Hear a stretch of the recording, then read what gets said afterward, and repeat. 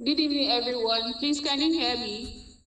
If you can hear me, please drop your favorite emoji in the chat box.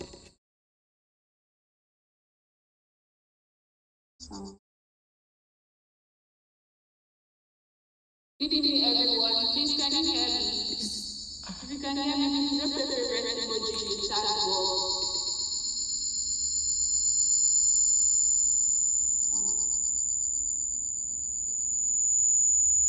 Good evening, everyone. Please, can you hear me?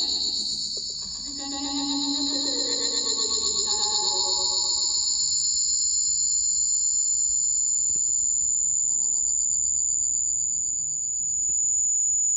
Good evening, everyone. Please, can you hear me?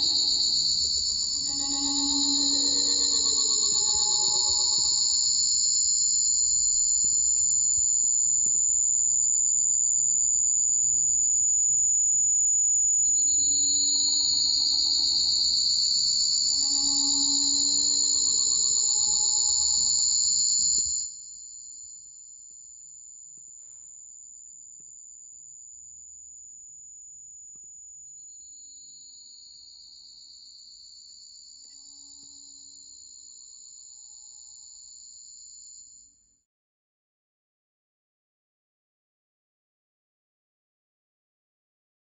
emoji in the chat box.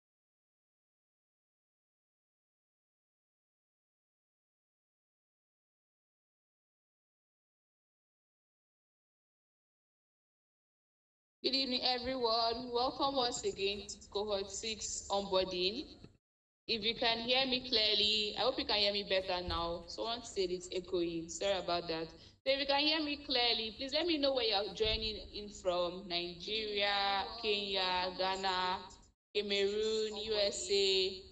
You can hear me clearly. Can you let me know where you're joining in from? Thank you very much. You're welcome. Please let me know where you're joining. Nigeria, Kenya, Ghana, Cameroon, USA. Okay, so you can hear me, that's better. Okay. So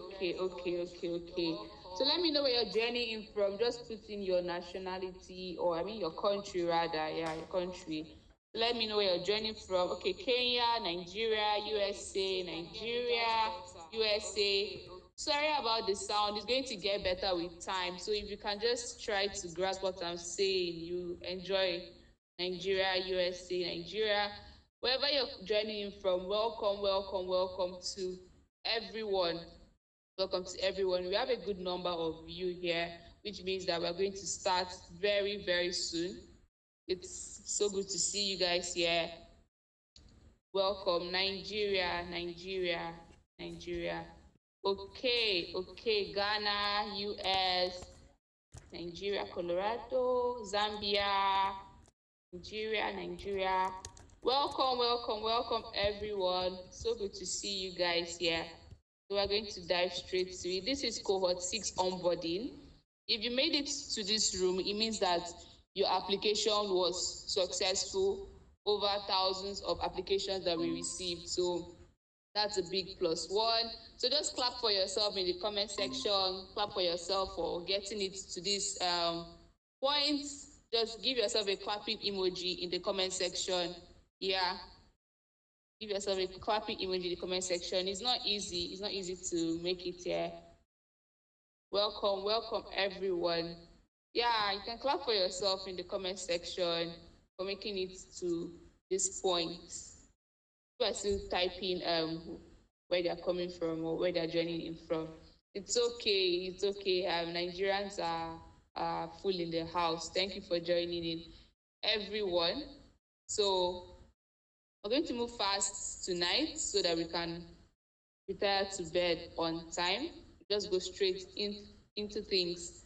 So this is Cohort 6 Onboarding, and the main purpose of this event is to make sure that you understand what you are getting yourself into.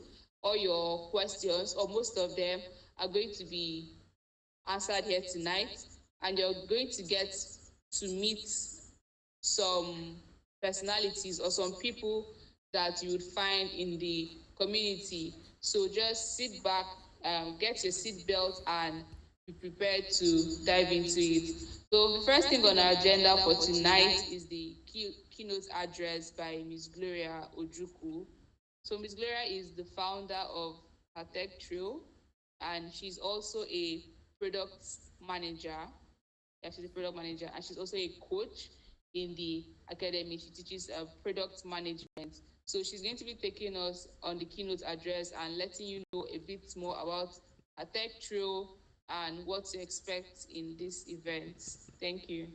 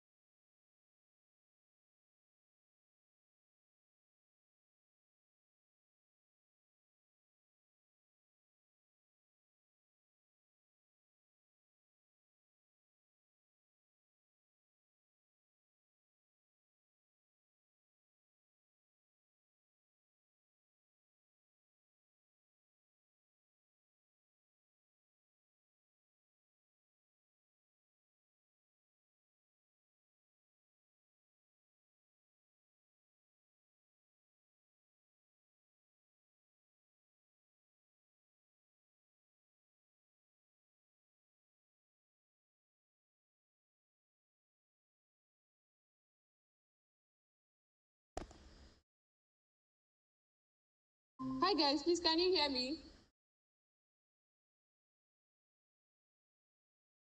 Please, if you can hear me, let me know if you can hear me. Can't hear. Please, if you can hear me, kindly let me know you can hear me. Thank you. Let me know. Say I can hear you, or you say yes.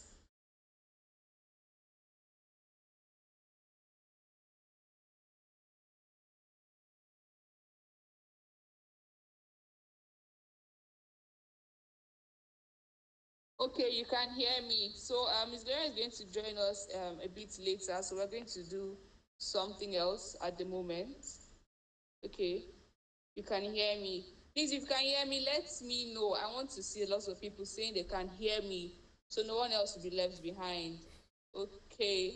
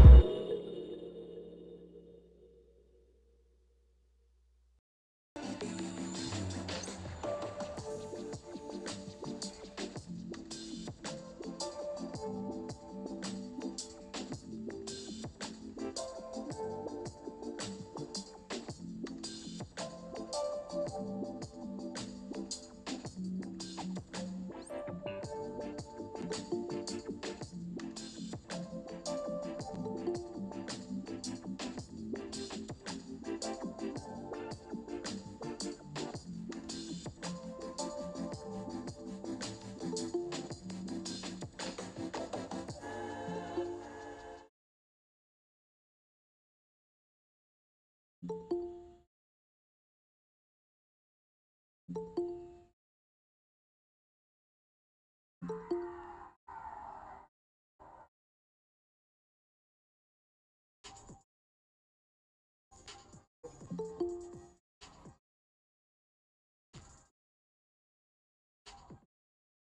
evening, everyone.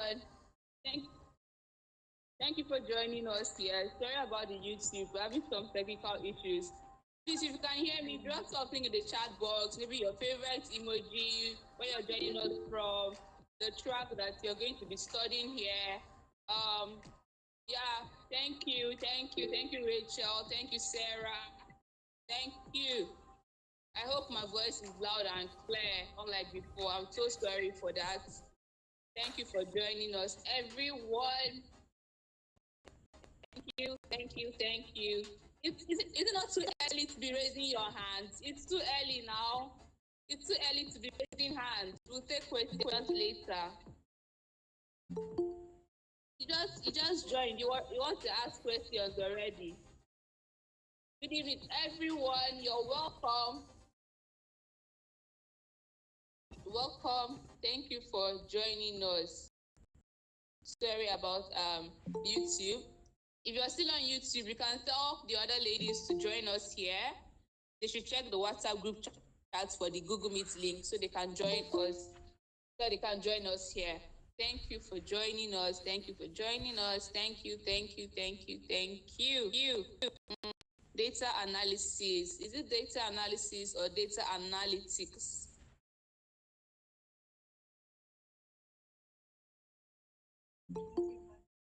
Okay, no problem. Okay. Thank you. Data analytics. I haven't seen anybody from front-end development or UI UX or digital marketing or product management. Is as if everybody here is studying data analytics. Okay, we have I'm not going to beg anybody tonight. So we are all big ladies, we are all big mamas. So we know how to use Google Meet and we know what is right and what is not right. When everybody is talking, nobody is so please mute your mic, except it gets to the part where you want to take your questions and we ask you to unmute your mic. Thank you very much. So because I said we only have data analytics, all of you are coming out, product management, product design, digital marketing, UI UX. It's really great to see ladies picking up front-end development. It's great. Okay, so let me do a little bit of reintroduction. So this is the cohort 6 onboarding, and the purpose of this Satenda, I don't know how to pronounce your name. Kindly mute your mic. Yeah, thank you. So the purpose of this event is to get you to know more about the community, academy, everything about HerTechTrail, what is expected of you in this cohort, how you are expected to succeed, and you're also going to meet some amazing persons who you are going to meet in the community from time to time. Someone's mic is turned on. Okay, so a lot of ladies are still if you want to turn on your camera, I don't have wahala with that one. No, my own is the mic. Please, if you unmute your mic, it's going to echo, and that's going to irritate most people here. So please mute your mic. Yes, you can leave the YouTube. And stay here. So we're waiting for your sisters in tech to join us. So you can leave the YouTube. This is where we're going to have the onboarding. Please mute your mic. We wouldn't want to kick anyone out. Mute your mic. If you want to show us your beautiful face, we don't mind. Okay. I'm sorry for the information. Please don't leave the YouTube. You can stay there. You can still stay there. Sorry about that. Yeah. So I'm waiting for many people to join. If your hand is raised, I don't know what you want to ask now that we have not said anything. When we say something now, what will you ask? Okay. So let's wait for others to join. And While waiting, let me know how you got to know about the application. Is it from Facebook? Is it from Twitter? Did a friend tell you about it? Did somebody share the recording with you or something? Okay, my friend. You guys have good friends, oh, that they don't only share shawarma with you, they also share life-changing opportunities: Facebook, LinkedIn, Instagram, Twitter. Okay, okay, from Facebook, WhatsApp. God bless that person that posted it on his or her status. From a friend. After this call, carry 2K and go and dash your friend. Okay, you got a mail. Awesome, awesome. A friend posted it on her status. Shebi, you see how people are nice in this life. My research. That person that said my research, are you a data analyst? You guys love research a lot. I won't be surprised. Okay. There is somebody here that wants to wear the same trouser with me. When I catch you, okay, from Melo Coda, that's a coach. From a friend, Facebook. Okay, ladies, that's it.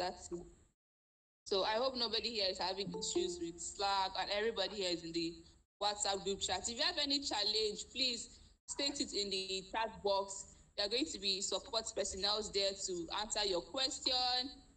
Yeah. Thank you for joining. So we're going to try to make this event very straight to the point, because this is evening and tomorrow is Monday. We want you to resume work strong and healthy. So the first thing on our agenda for tonight is the keynote address by Ms. Gloria Ojukwu. So Ms. Gloria is the founder of HerTechTrail, and she's also a product manager. And she's been in the tech industry for quite a while, I think up to 10 years, if not more than 10 years. So she's going to be coming up to tell you more about HerTechTrail and also give you a sneak peek about what this event, or into what this event is about. So if you're not tired, and you're not hungry, with should I say a standing ovation, with your clapping emoji, please welcome Miss Gloria to give us the keynote address in the chat box. You can just use a clapping emoji or any emoji at all to show your excitement as she comes up to give us the keynote address, so that you know what we are doing here tonight. Like if this was a book, it would be the table of contents. So yeah, she's coming up to give us a keynote address. Mute your mic. You can show your face. So I like to see beautiful ladies, but mute your mic. Thank you very much, Miss Gloria.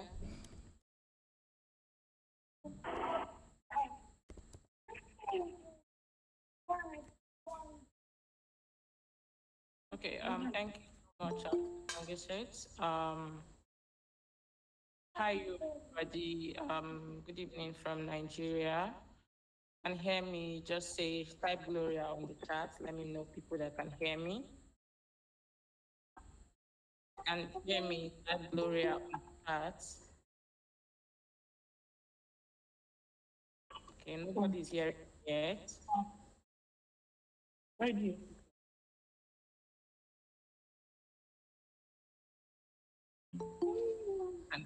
Okay, great. Awesome.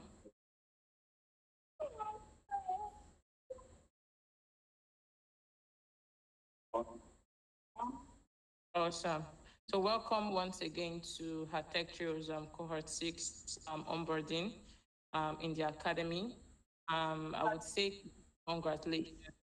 Out of the thousands of applications we received globally from more than 15 countries, you're here, being recorded into the tech space. This is a great milestone if you were to ask me for you, and I would say just be open-minded, follow up on what we are doing, get involved in what we are doing, and you're not going to miss out. So I think we are full here right now. So any other person who is trying to join us would go to the YouTube channel.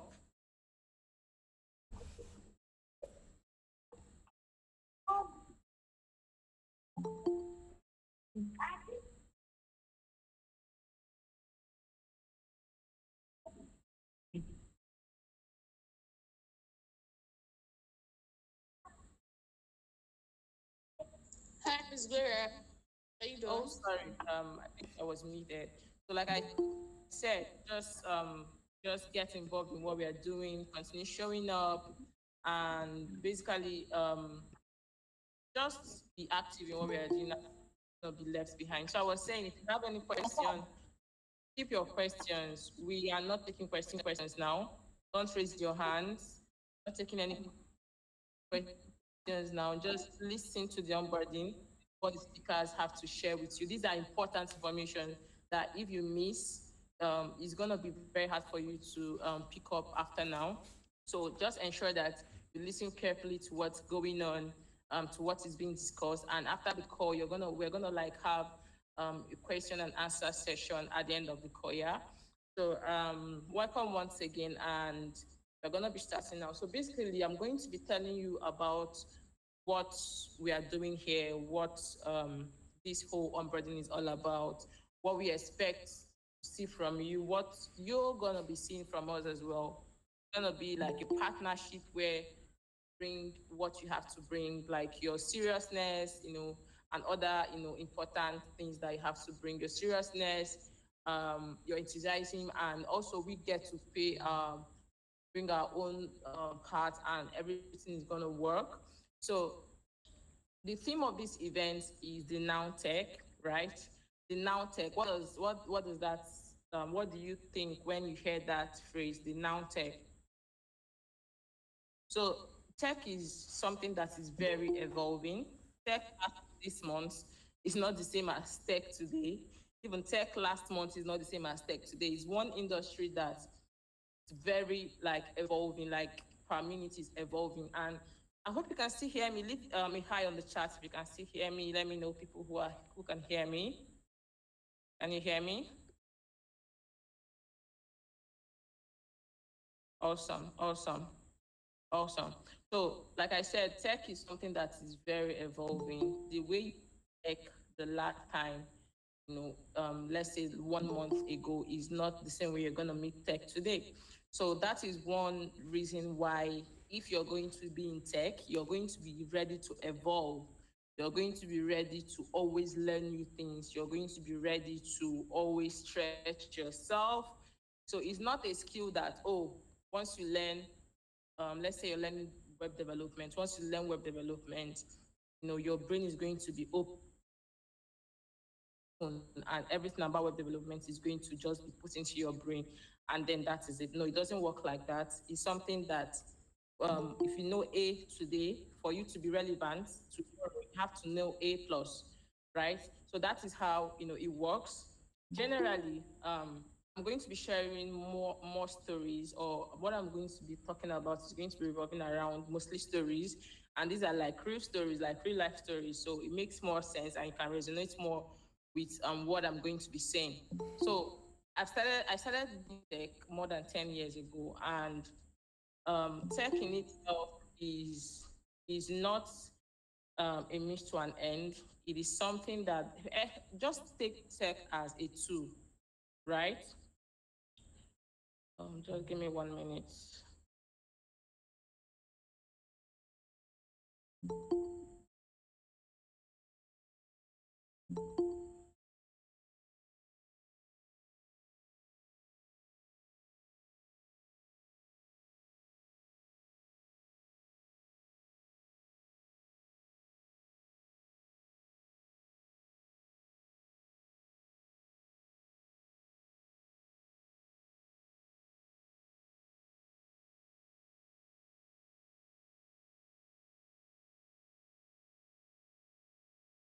Good.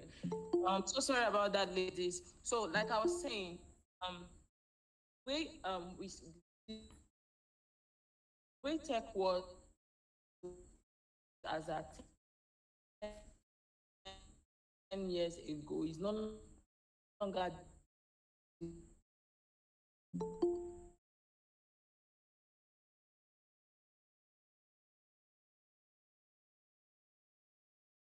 the way is now. For example, I'm going to be using front-end development and web development. You're going to just focus on something like HTML, CSS, JavaScript, and probably jQuery, and then you're good to go. But now there's a whole lot of things that you need to learn, front end technologies at the edge of, what before now, things like management. Can you hear me now? Is it breaking? So if you can hear me, just say hi on the chat. Let me know if it's breaking. Some people are saying it's breaking. Okay, okay. So, like I was saying, right now there is a whole lot of emerging, careers and technologies, you know, being brought up now. So before now, if there wasn't like UI UX product design, only like in the beginning stage, and most companies were not even hiring for those roles. But now we see a lot of tech roles, a lot of tech career paths. That doesn't mean that it is now easier. It basically just means that more work needs to be done, right? And it's being put later, right? Of women do have.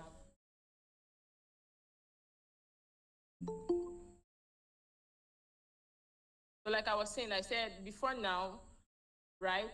These some of these tech roles were not in existence, and currently we have just 56% to 28% of women who hold tech roles, right, in the industry.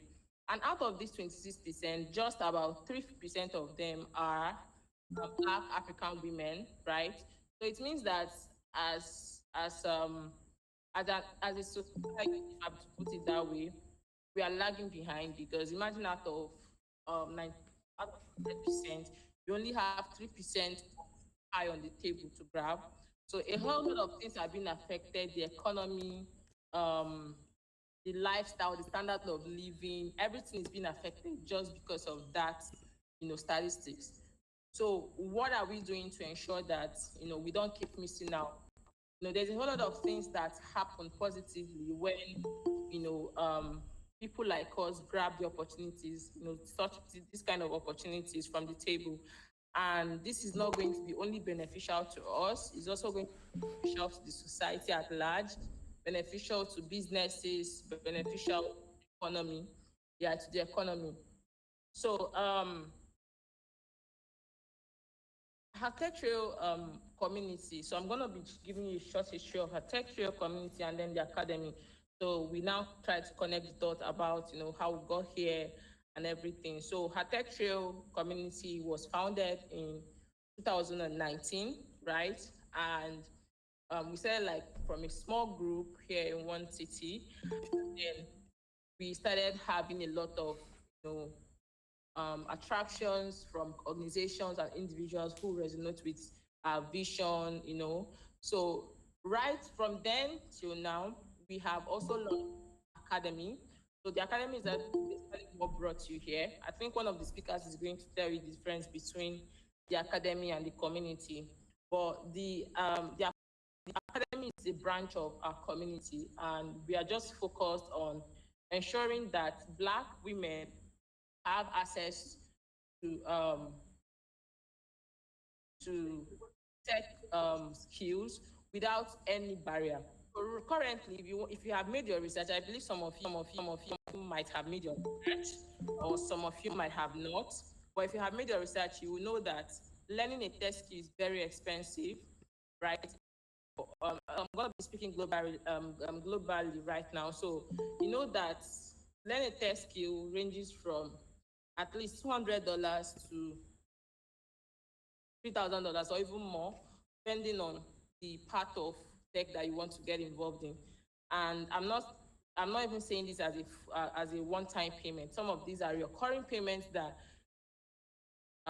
if you have to, commit to, you have to pay monthly. Some people like every year before you actually get what you need. So what we have done in HerTechTrail Academy is to ensure that Black women, especially Black women who do not have access to high-paying jobs. The program is actually designed for low-income earners or no earners, right? So if you're earning low or you're not earning at all, it is something that you can fit into, right? So why do we do this? Because we know that, like I said earlier, getting to learn a tech skill is very expensive. So we have designed this to ensure that we don't have barriers to get the tech industry. So this program is designed for 3 to 6 months, depending on the track that you're coming into, right? So if you're coming into digital marketing is for 3 months. But if you're coming into something like data analytics, it's for 6 months, because you have to do the starter track, and then when you graduate, you get to also enter into the pro track, which also lasts for 3 months. I think all our programs are for 6 months, aside digital marketing. If you're getting into product design, you have to do the UI UX first, and then you do the product design as the pro track. So this is basically what the HerTechTrail Academy is. And I have told you what the tech is right now, as at comparing it to what it was before. A lot of opportunities are springing out every day, but you also need to know the difference. The difference between now and, as at then, is we have a lot of career paths coming out. So you need to be more up and doing, right? Like I said, I used the front-end development as an example.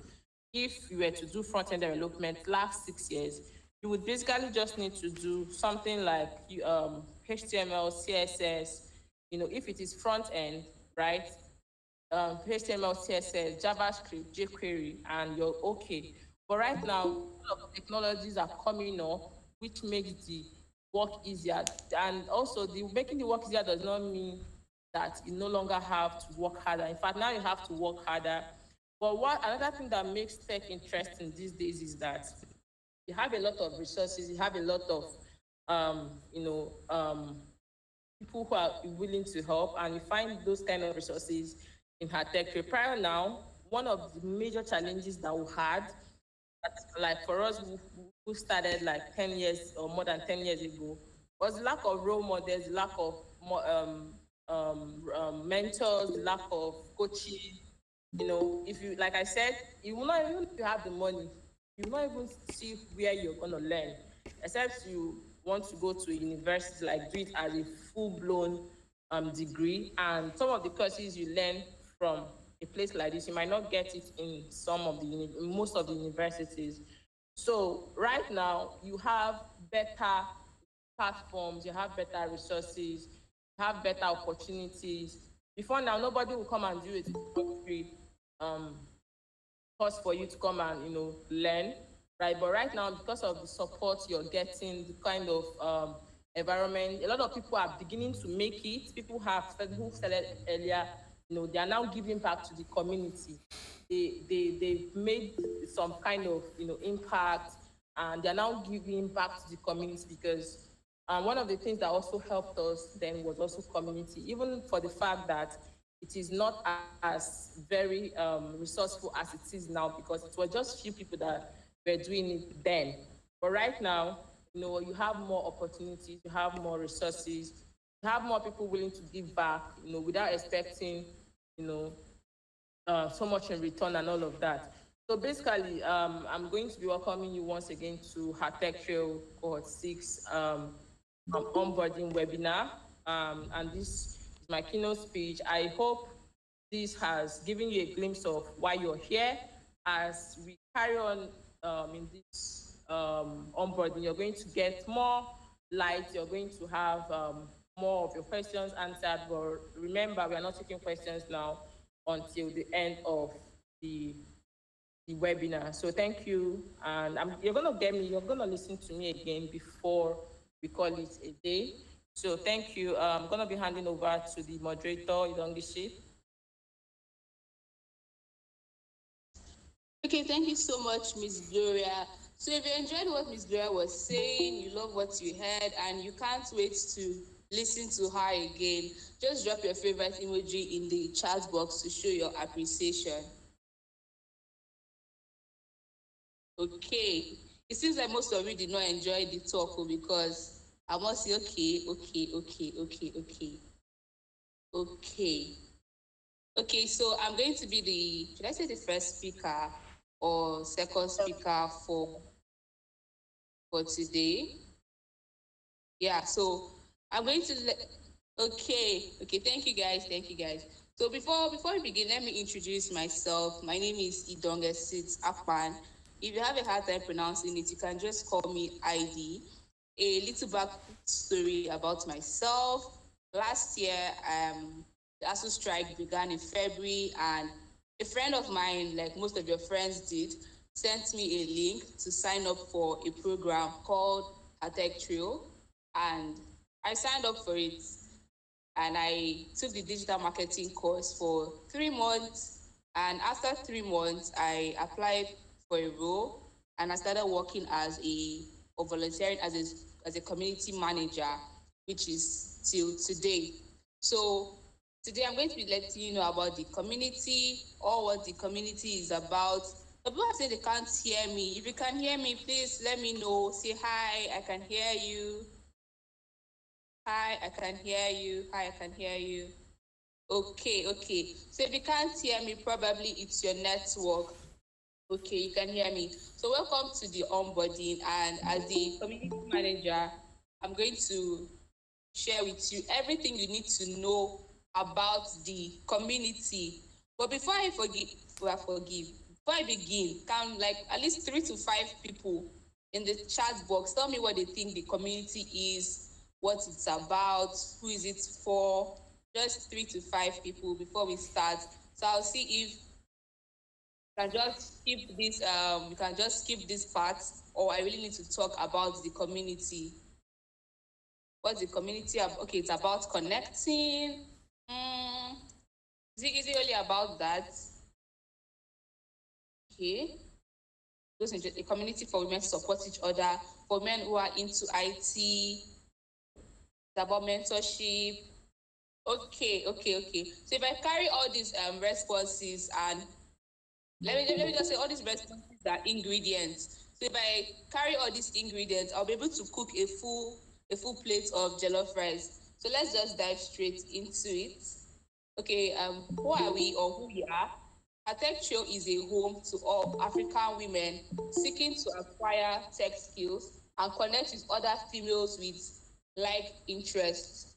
So if you're here, it means that you are currently learning a tech skill, or you want to learn a tech skill, or you need clarity about something in tech. And this is the right place for you to be, because here you're going to find beginners, you're going to find intermediates, you're going to find experts in tech, whether digital marketing, UI, UX, product management, product design, data analytics, front-end development. You're going to find all those people there, especially African women. There's this feeling you have when someone can relate to you or relate with you, just like going to the UK or to the US, and you find another Nigerian there. There's this kind of there's a way you're going to be comfortable, right? So joining this community now, you know that okay, you're here with your fellow Black women, and they are going to understand the struggles that Black women face when trying to acquire a tech skill. So the community versus the academy. Don't interchange these two. One is the Oga, then one is not like the baby. So the academy is the heart of the community. The community is open to all women. So we send some people Slack invites, but it doesn't mean that they got into the academy, okay? So the community is open to everyone who applies, as long as you are a woman and you have interest in tech, you want to learn a tech skill, we're going to accept your invite. The academy is just a branch of the community. Not all community members are currently learning something. Not all community members are in the academy. So now, not all 12,000 plus community members are in cohort 6 or Cohort 5. You can be an academy member by being part of a cohort or one-on-one training session. So aside the cohort, we have a one-on-one training session where you can get to meet with an expert. You guys come up with a calendar and you train one-on-one with someone or with a coach. Then we also have the community learning, which is the general community. It is open to everybody. You don't need to apply for a particular cohort. Anytime you need something, you can ask, you can get someone to respond to you. But in all, the major medium of communication for the both is Slack. Most of you are not used to Slack. So if you're diving into tech or you want to enter the professional world of tech, you need to learn Slack. You need to know about Slack, know how to use Slack, know how to use the channels there. That's what you're going to be using when you get hired into those big tech companies that you admire. You see them on Slack. So how many people know the difference between the community and the academy now? You understand the difference between the community and the academy? And where are you? Are you in the both of them? Are you in the community or are you in the academy? Or are you just where are you standing? I want to see if you guys understood what I've been saying so far. Yes, I am. Where are you? The academy, the community, or both of them? Okay, I'm in both. Okay. Please, who is presenting? You have stopped my presentation.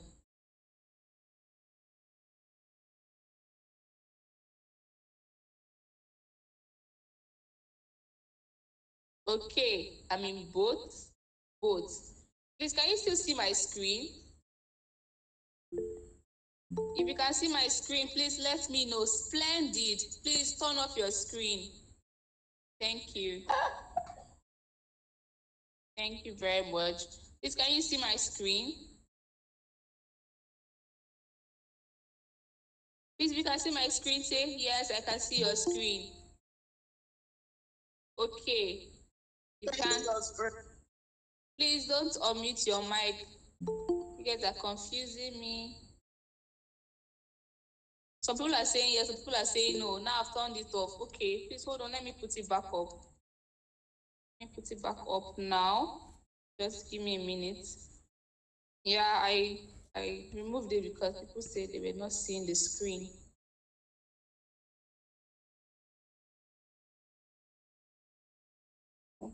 Okay. Okay.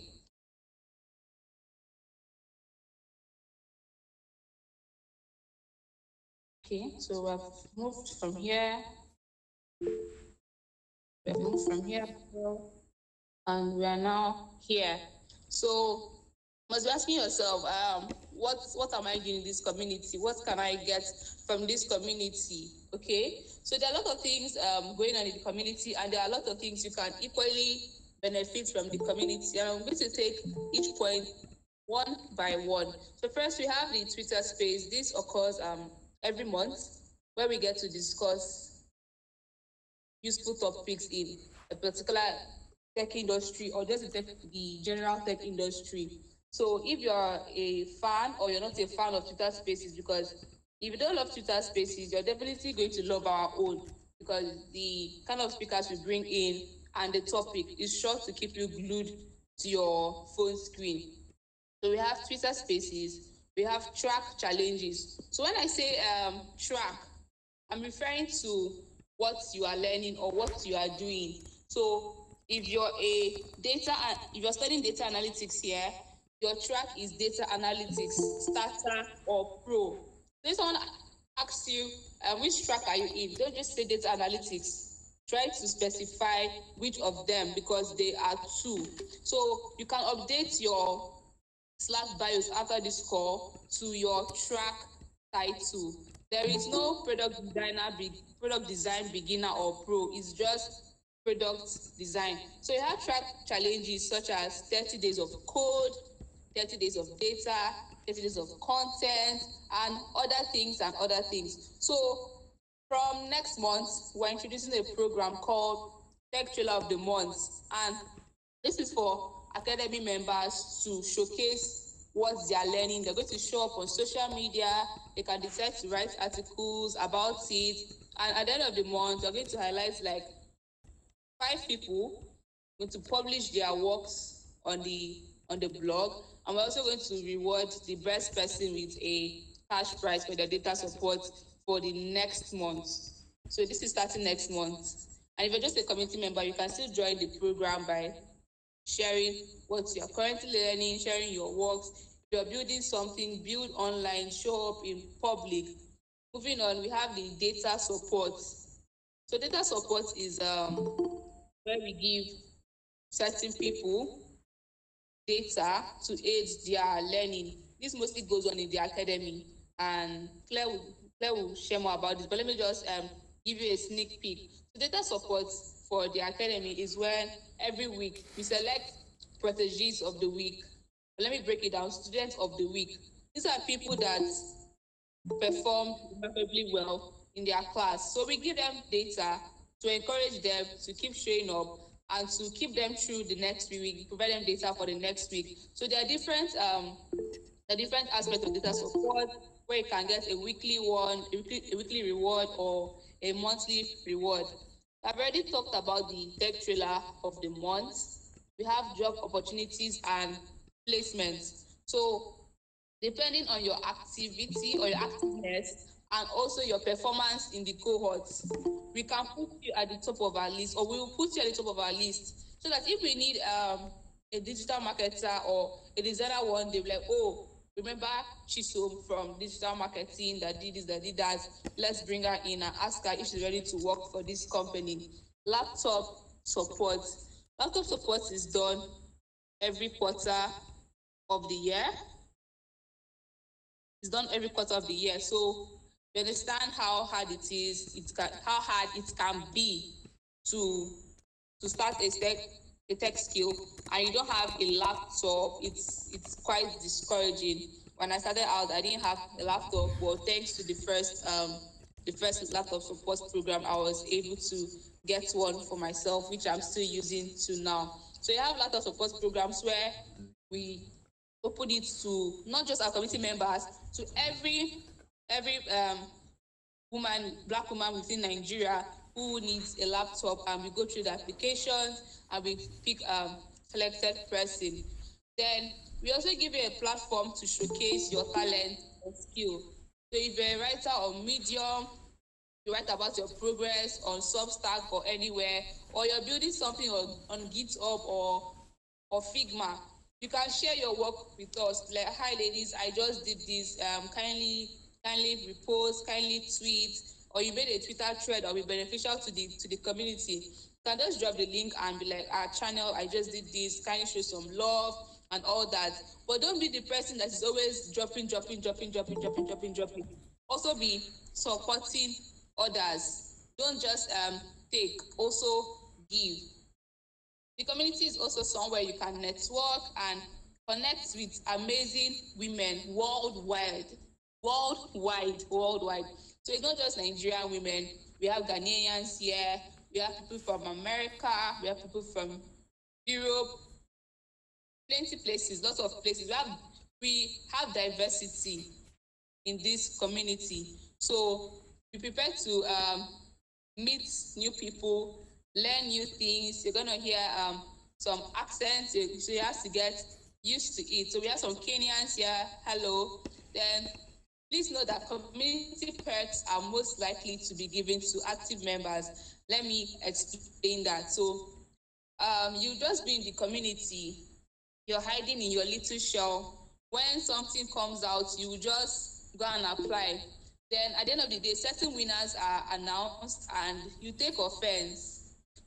So when you want to get the most out of something, show up, be active. Don't be a ghost. I'm not saying be active guarantees that okay, you're going to get all the benefits here, but it gives you an edge after over the others, because you're going to be registering yourself in our minds. So Esther, so this is me telling you not to hide, show up, Let us know who you are. Be communicating, be interacting, connect with others, share your work, engage with others' works as well. Did you get everything I said here? If you got it, say I got it. Or you can say next slide, please. I got it. Or next slide, please. Okay, I got it. I got it.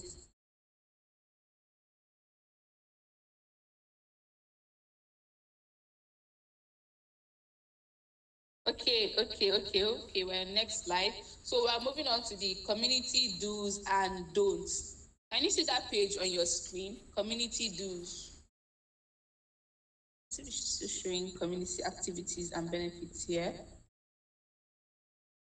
Okay.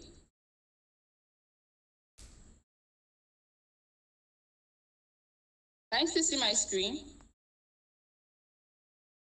Okay, I don't know why it's not showing the next page. So I'll just read from my slide. So community do's, have a complete profile. So a complete profile consists of these three: your name, a clear image of yourself, and a track. Okay, somebody asked, how do I join the academy? I don't know how you are here. If you did not join the academy, maybe you mistakenly found this place, because if you're here, it means you're a Cohort 6 student, and Cohort 6 is part of the academy. So as I was saying, have a complete profile. A complete profile consists of these three: your name, a clear image, and track. I put emphasis on the clear image. Why? Because sometimes you might get selected as the student of the week, but the picture you put there is not presentable or clear enough to use on social media. You understand that you might love your dog so much, or you might love your cat, and you use it as your profile picture, or you love that car or celebrity so much. Please use the image of yourself. Use something that think, okay, if you see it on social media, you'll not be afraid to beat us. So go to Slack, click on your profile, edit your name, use your first name. Yeah, okay, straight now. Use your first name and your last name.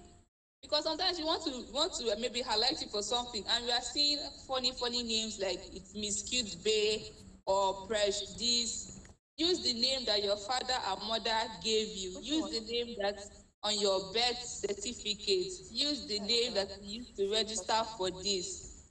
Thank you. Also indicate your track.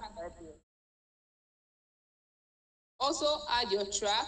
If you're a digital marketer, you can put the digital marketing, put the front-end development starter, front-end development pro, whatever your track is, just put it there. And I'm very serious. Please use your name, your first name and your last name. Don't put happiness and leave it like that.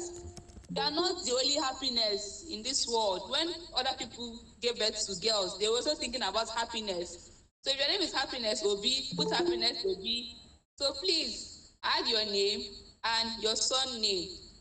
Thank you. Then secondly, participate in activities and join events.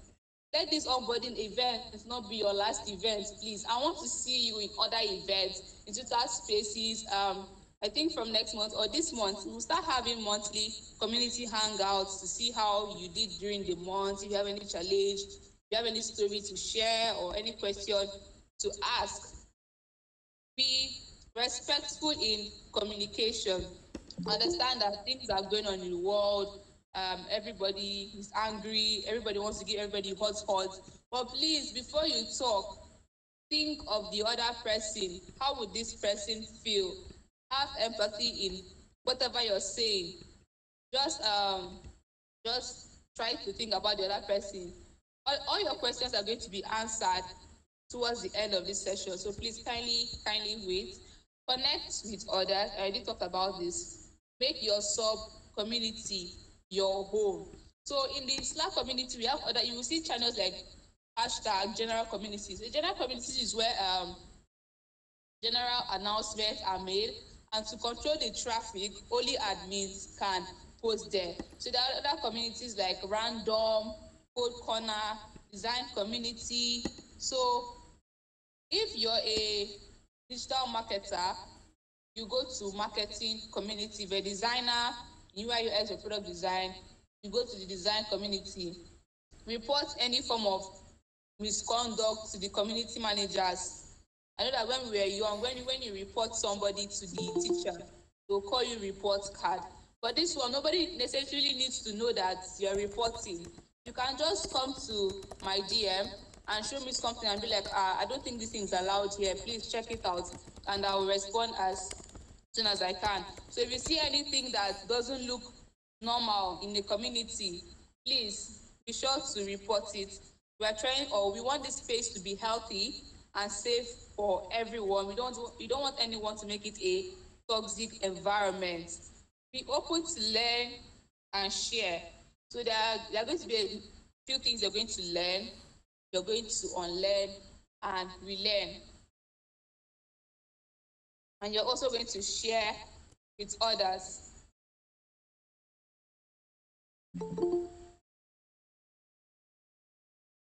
Can you still hear me? For those of you asking questions about the classes, that's going to be taken later. So these are the community don'ts. It's not showing here, but I'll just read from my screen. No hate speech, no rude comments. Do not post any unapproved promotion or job vacancy. Do not go out of line when given an instruction. So there are some posts that will be made. We'll say, okay, reach out to the admin, and you still ask the question under that thread.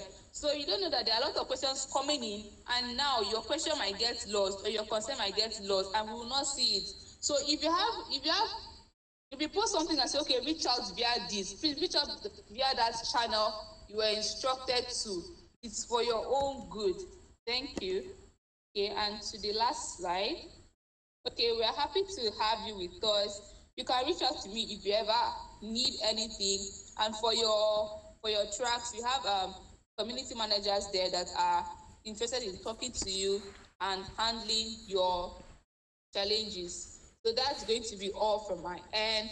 I hope you understood everything I said. And if you have any other question, you can always reach out to me on Slack. So I'll be moving on to the, okay, you can't get the slides, but there's going to be a, what's that word? You're going to get it later, but not now. Okay, so moving on to the next item on the agenda, we're going to be having our talent manager share with us something that we're going to find very, very useful and insightful. Okay, so Mene Akwan is the talent manager at HerTechTrail, and she's dedicated to discovering and managing exceptional talent that align with company's objectives. She has a diverse background in human resources, and she constantly seeks to learn and improve her skills to add value to any role she takes on. So what she's going to be sharing with us in the next 15 minutes is insights and strategies for success as a woman in tech. As you're coming into tech, I don't think you came in to be a failure, but rather you came in to be successful, right? So Mene is going to be sharing with us insights and strategies for success as a woman in tech. And Mene, are you here?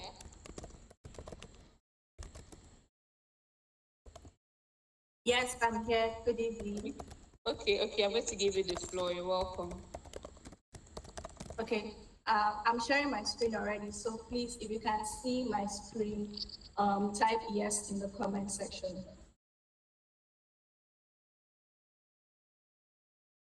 Awesome. All right, thank you so much, Idoisit, for the introduction, and thank you everyone for being here, and of course, dedicating this time to learning more about HerTechTrail. So first of all, I want to say welcome.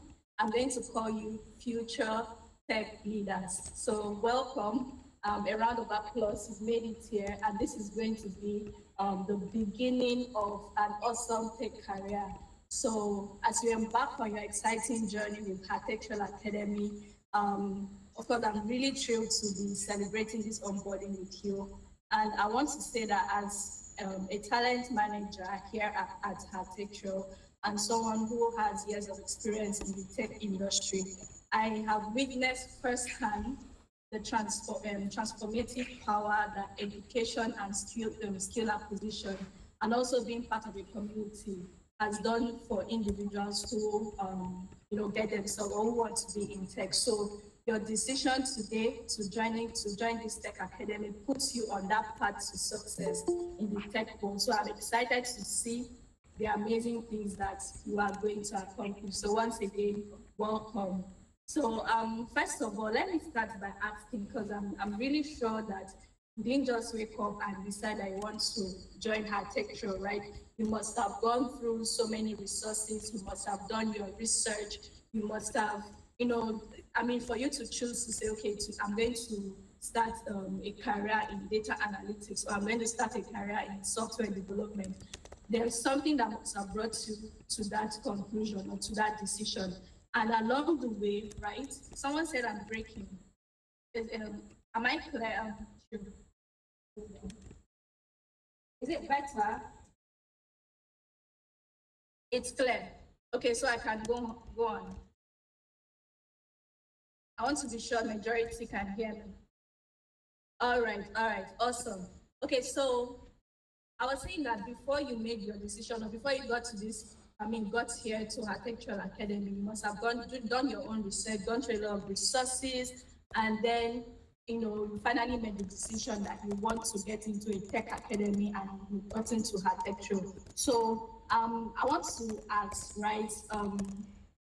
Give me a second. What are some of those challenges you faced during your journey? Because you've already started the journey. The journey is not just starting today. The journey started the moment you decided that you want to go into tech. So what are those challenges you faced during your journey to becoming a tech professional? Just put it in the chat section. Let me give like 30 seconds. What are those challenges you faced? School, juggling school and tech, yeah? What are the challenges? Time management, okay, limited time, procrastination, resources, rejection. Oh, mentorship and guidance, yeah, that's one really big challenge that someone can face. Picking the right course, consistency, getting a good coach. Awesome. Okay, thank you everyone for sharing your experiences, right? And I'm very sure many of you can relate to these challenges. It's something that is really common. So, something that's really common that we've all mentioned, yeah, we can all relate to it. So for this session, right, I am going to share some valuable insights and strategies for success that will help you to navigate the tech industry. Now that you started your journey, you need to arm yourself with some of these strategies, implement them for you to be able to have an advantage in the job market, have an advantage in this industry. So we will explore topics such as mentorship, we'll explore topics such as networking, and then having the right tools to give you an edge in the job market, and also benefits of exploring the use of career services. So let's get started with some practical insights and strategies for success as a woman in tech. So for me, I would say that before we even begin talking about the strategies, I think it's important for us to also highlight the realities, like the current reality that women face in tech. So according to statistics, right, women currently hold only 26.7% of tech-related jobs. And in fact, the percentage of women in all tech-related career has actually decreased over the last 2 years. And this means that women are not being fully represented in the industry. And that's something that we have to work towards changing, right? So the issue has even gone beyond just representation. The issue now is that some women who have finally gotten into tech, right? Let's say, for instance, the software engineering, there've been reports, or there've been reports of these women saying that there is lack of equal pay. So I think there's a statistic that says that women only make 0.9 cents for every dollar that men in the field make. And this is something that that means that women are being paid less for the work that they are doing, the same work that men are doing. Of course, while these statistics are very disheartening and it's sad to hear, it is also important to remember that change is possible. So by being informed and staying intentional in your career path, staying intentional in your job search, and advocating for yourself and others in the workplace and also in the industry, you can help to, create a more inclusive and equitable tech industry. And this is ultimately what we at HerTechTrail stand for, as Ms. Gloria said in our keynote speech. So this is what we stand for, to bridge that gender equality, gender pay gap and everything, to bring more women into tech. And we also encourage you, in fact, already taking the first step into doing that, but we encourage you to continue putting in the work, advocate for yourself, and also advocate for other women in this space. So now let's get started. Let's talk about the practical strategies that can help you to succeed in the tech industry. So for me, the first strategy I would say is mentorship, right? I think Ms. Gloria mentioned that in her speech. So finding a mentor is something that is very key, and it can offer you, a mentor is someone that can offer you guidance and support, and support that will be invaluable in your career journey. The mentor can help you navigate the industry, provide feedback on your skills and performance, and connect you with, professionals in that field. So as you've started, start now to seek out individuals that you admire in the field that you are going into, right? Individuals that you admire, individuals that you respect, and these individuals, you have to also find out if they'll be willing to invest their time in helping you succeed. So I would encourage you to not be afraid to reach out and ask them to be your mentor.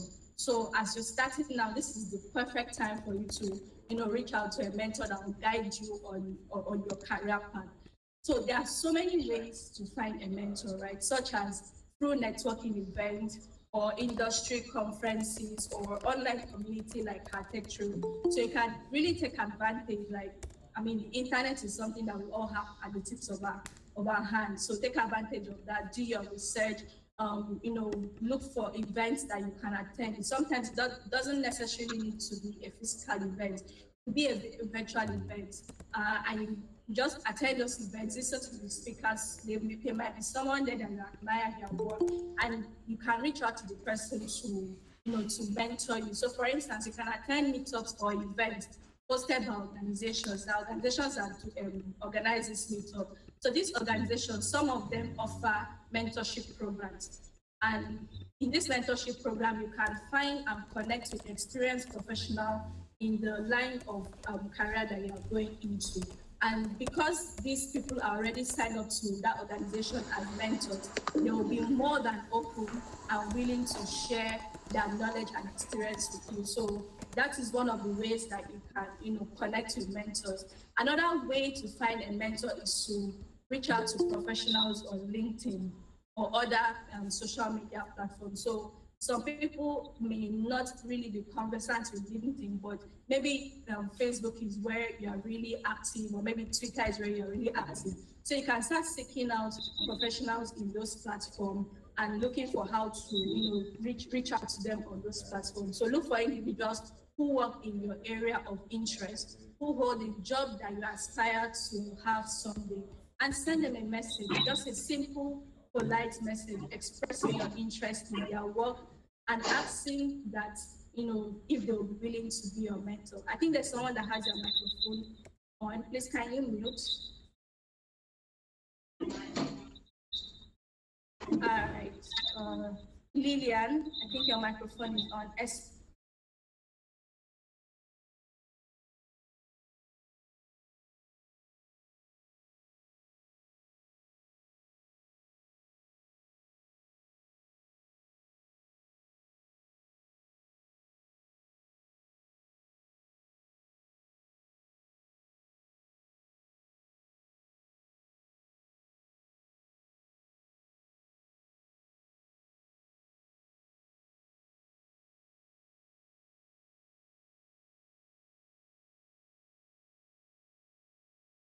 Hi.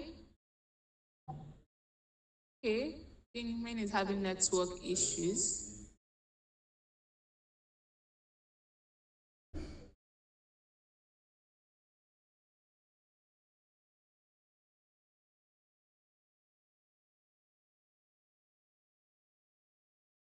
Can you hear me?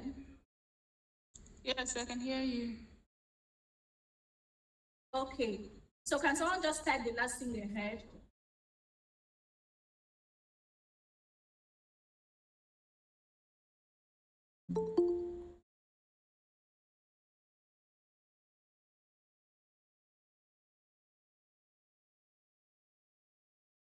Okay, so I mentioned about reaching out to mentors on LinkedIn. So the next strategy is what I call networking, which is almost like mentor. Well, it's almost in the same line of mentorship, because when you are reaching out to someone to be your mentor, you are more or less networking. So networking now, I would say, is reaching out to people who are already far ahead in the line that you're trying to get into, right? So of course you can reach out to them on the same strategy used reaching out to a mentor is the same strategy used in networking. So attending conferences, reaching out to people on social media platform, and also being part of a community. So when you're part of a community like HerTechTrail, right, you don't just want to be a background member. You want to actually actively contribute. That's one way that you can stand out. That's one way that you can connect to other people within the community. You can ask questions. You can ask questions. You can also share valuable insights on whatever it is that whatever value you can also offer to the community. So that way you are networking with people, and don't just stay with, like, explore different platforms, right? So communities, social media platforms, events as well is really important. It will help you a lot in your tech career. So whatever you're learning, you'll be able to have a smooth path. So you're not just stuck in one place. You have different people that can ask questions, or that will give you more guidance in your tech career. So let me move to the next slide. Of course, develop the right skill. For the mere fact that you're here already means that you are already, you've made up your mind that yes, this is a skill that you want to develop. So don't just stay here. Don't just stay within what you're taught in the classroom. On your own time, try to practicalize on what you've been taught, try to, maybe build projects and all of that. That's one way to develop your skills. And by the time, at the end of the academy, you notice, you see a difference from how you started to, when it's ending. And like Ms. Gloria said, the tech industry is constantly evolving. So you don't want to be stuck in one place. You want to constantly evolve yourself, constantly learn and improve upon what you're already learning. So I just want to do a quick one, right? This will be my last slide. Can you hear me? Please say hi on the chat if you can hear me. I just want to confirm that we are all still paying attention. Okay, awesome. So this will be my last slide. Let's all go to this www.menti.com, right? And type in this code 55400882. Just someone said hi. Okay. So let's have like a little activity, right?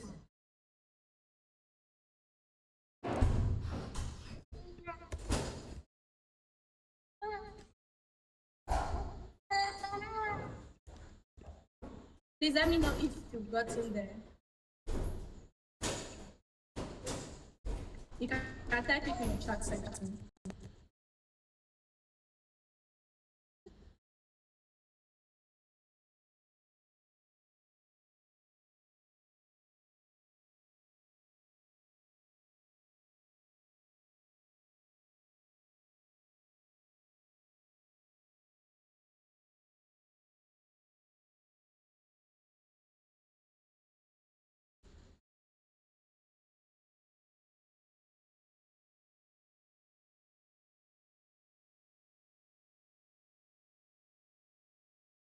I think people have joined, so we can go ahead.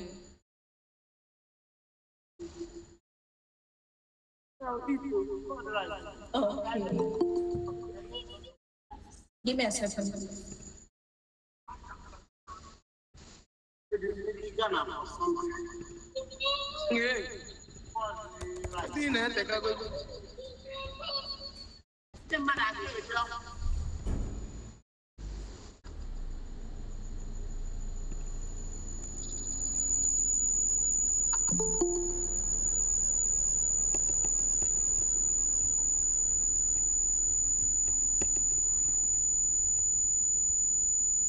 Okay, 1 second. I'm still with you, but if it's taking too long, perhaps I'll have to skip this and come back to it later.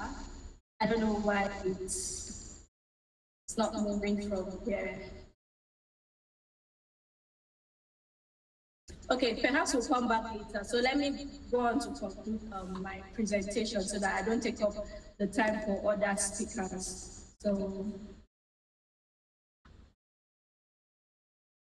So actually what I wanted us to do was to, the next strategy was developing your personal branding, right? I wanted us to guess some of the women that have developed personal branding for themselves, and perhaps I'll have the time to come back and do that later. So developing your personal brand, is a way for you to stay, to make yourself outstanding, make yourself outstanding in the tech industry or whatever career path that you're taking. So it helps to differentiate you from other people, right? And also another strategy is, staying curious rather. So staying curious is very important because it will keep you on your toes. You keep on learning. So there are different ways you can do that. Attend conferences, read industry publications, engage in online communities, and stay up to date with the latest trends and developments. So be willing to experiment with new technologies and approaches. So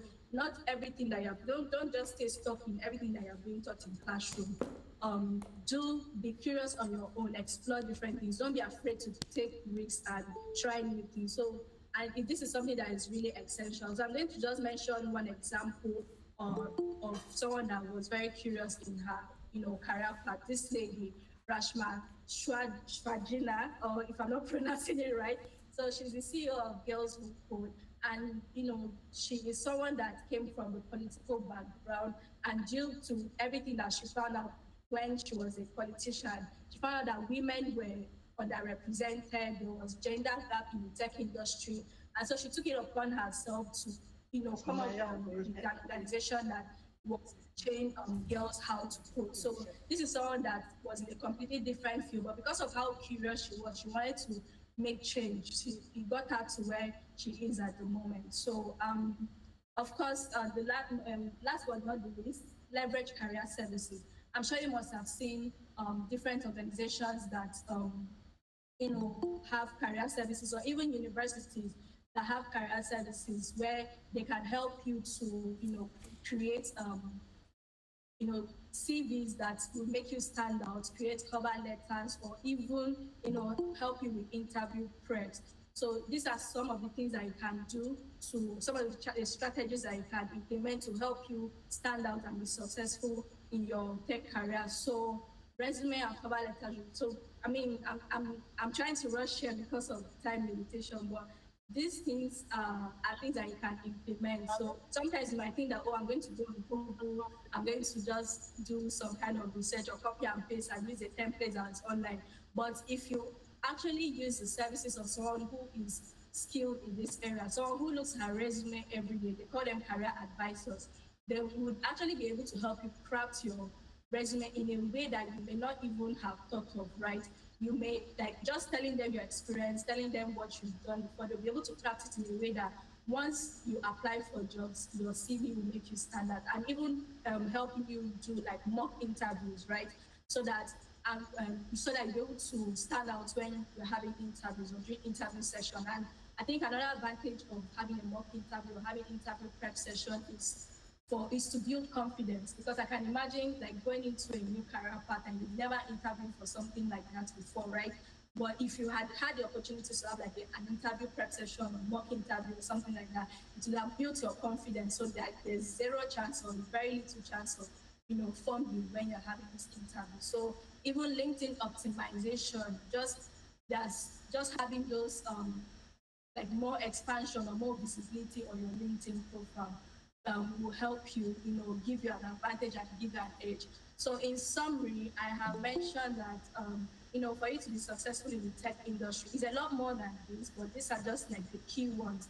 So, it requires a combination of hard work, continuous learning, and strategic networking. So by finding a mentor, developing your skills, building your personal brand, staying curious, and utilizing career services, you can take control of your career and achieve your goals in the tech industry. So once again, congratulations for being here and good luck on your journey ahead.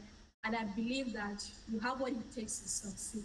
And I can't wait to see what what you are going to accomplish in the future. So, like I said in the beginning, I'm going to be calling you future tech leader. So, welcome and thank you for your time.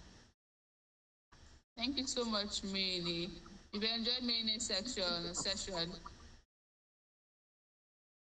yeah. If you enjoyed Mini's session, you can say something in the chat box. You can tell her thank you. Thank you. If you want to connect with her on social media, one is going to share her social media links in the chat box. You can reach out to her on Slack for career services if you want to do your CV, resume, portfolio, LinkedIn optimization. Mayne is your go-to. Should I say go-to guy or go-to woman? She's your go-to person. So you can reach out to her on Slack at Mayne Akpan. So our next speaker is Mr. Alex. Mr. Alex is a product designer and is also the head of design at HerTechTrail. He's a design coach. So for those of you in UI UX and product design, you're going to be seeing Mr. Alex a lot more than the others. So Mr. Alex, you're welcome and the stage is yours. All right, thanks, ID. Just to confirm everyone can hear me clearly. I'm using the HerTechTrail account for this meet.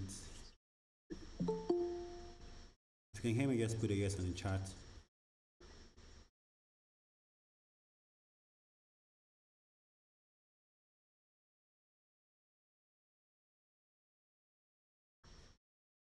Just to confirm, ID, can you hear me? Yes, I can. Okay, great. All right, so just to go to the chase, I'll just go ahead and just screen share.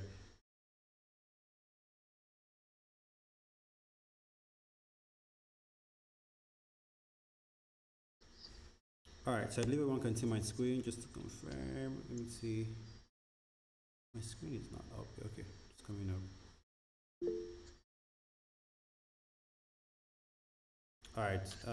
So once again, good evening, everyone from Nigeria. My name is Chibunyima Alex. I'm a product designer by profession, and I'm opportunity to be here with you guys. It's really a privilege and an honor. All right. So I'm also the design director here at HerTechTrail, and just like ID mentioned, as the Dongus mentioned, the design coach for both product design and the UI UX design track. And I'm the product designer at Malipe. Malipe is a fintech startup that is building custom dashboard and experiences for small and medium enterprises. I'm getting feedback. Please want to help me mute maybe someone else's mic that is open. All right. So, what made me transition into tech? Just like Maynard mentioned, as she was giving, making a presentation, she mentioned about curiosity. And curiosity is one thing, or it's a thing at the core, that actually made me transition into tech. I was, with the photo that you actually see on the screen, this was me working in the banking industry. This was like a couple of years ago. And while I was at the bank working as a support staff, I actually saw a post on I saw a Sorry, some post, people are saying you're not audible. like I'm super audible. Maybe it's on the chat. Let me just check. Could be from you. Just to confirm ID, can you hear me clearly? Because if not, then it's from their end. Yeah, I can hear you clearly. Okay, perfect. So if you can't hear me, please just exit the call and then join back. Could be your network. All right. So while I was at the bank, I actually did a couple of research and I saw a post by Joacord. He won the design challenge by InVision. InVision is a design tool just like Figma, Adobe XD that designers can use to create awesome UIs. And I was really curious to know what UI UX was all about. And that was how I transitioned into tech, left the banking industry, and I started learning how to design. I started out with Adobe XD and cut the long story short, I got a job after about it was not a year about me learning UI UX design. This was self taught. Um, I landed a job, and based off on that job, I started learning more about design at the core. Started working with other designers, developers, started understanding basically like how some of these products, like apps, websites, are built, and more like the bottleneck. And this was the first prototype I did with Adobe XD when I started at my job. I did the Google dark theme. By then, Google had like designed it, actually had there was no integration of that theme for Google at the time. I thought I was like, okay, how about me updating the Google search engine with a dark theme? I did it and I posted it, but cut the long story short, I didn't get any form of engagement on this post on Twitter. I actually shared it on Twitter and on Dribble. I think I got some engagement on Dribble, but not on Twitter. But I didn't stop there. I did the second prototype, and I posted it on Twitter, and I posted it on Dribble, and I don't know how Adobe XD got this prototype and they shared it on their Twitter handle, and they tagged me. That was in 2019, and they tagged me for using the application to do something crazy, and that was how like the whole exploration began. I was so invested into design, and this thing was more like a boost at the time. So this is just me just trying to like give a little bit more like an overview of my tech journey, how basically what was driving me at the core, how I transitioned into tech, and also this cut across like different tracks, not just only design. This cut across both data analytics, product management, front end development, digital marketing as well. So one thing that with your tech journey, as you go, as you learn, as you get to explore more things, do well to share about your work on social media, either on LinkedIn, on Twitter, or on Facebook. Do well to share. But LinkedIn and Twitter, those are like a great place to share your work, and also like let people know what you're doing. This actually just doing this has given me like a couple of access to like contracts and also like freelance gigs as well. And after that, I started sharing some of my posts, some of my work, and I was getting accolades on Twitter, up to the point that the senior evangelist of Adobe XD actually reached out to me for me to share one of my design files with him. So it was just crazy, and it was really really awesome, like the whole process. All right, so why the tech now? A research by Microsoft, that is LinkedIn, they actually use the LinkedIn data. LinkedIn is more like the place for everything like work. It says more like a professional network. So everything about work related, definitely LinkedIn is the best place. A research was actually conducted by Microsoft data science department, and this was the statistics that was released that by 2025 the job capacity or job market will be 190 million. That basically there will be 190 million new jobs that will be created by 2025. That means there's an opportunity for everyone on this call. There is a job waiting for you if you definitely embrace the process of learning in this cohort. Definitely there's a job waiting for you. We've had like testimonies from the alumni from our previous cohorts who actually aced the job as well. Claire will definitely testify to this. Okay, so 149 million new jobs will be created by 2025, and this cut across privacy and trust, cybersecurity, data analytics, machine learning, and AI, cloud and data roles, then software development. Now, every department or every job is actually listed here that we can see here. The skill that HerTechTrail is offering at the moment are all linked to the same jobs. Whether it's software development, you definitely find a product manager there, a designer there for cloud and data roles. Definitely find a developer there. You also find a data analytics there. Same thing with data analytics, machine learning, cybersecurity, privacy and trust. Like it cut across like every digital skill that Vector is offering: product management, front end, digital marketing, UI, UX, product design, and data analytics. Actually, there's an opportunity for you out there in this space. So, bring me to my last slide. Not my last slide. Sorry.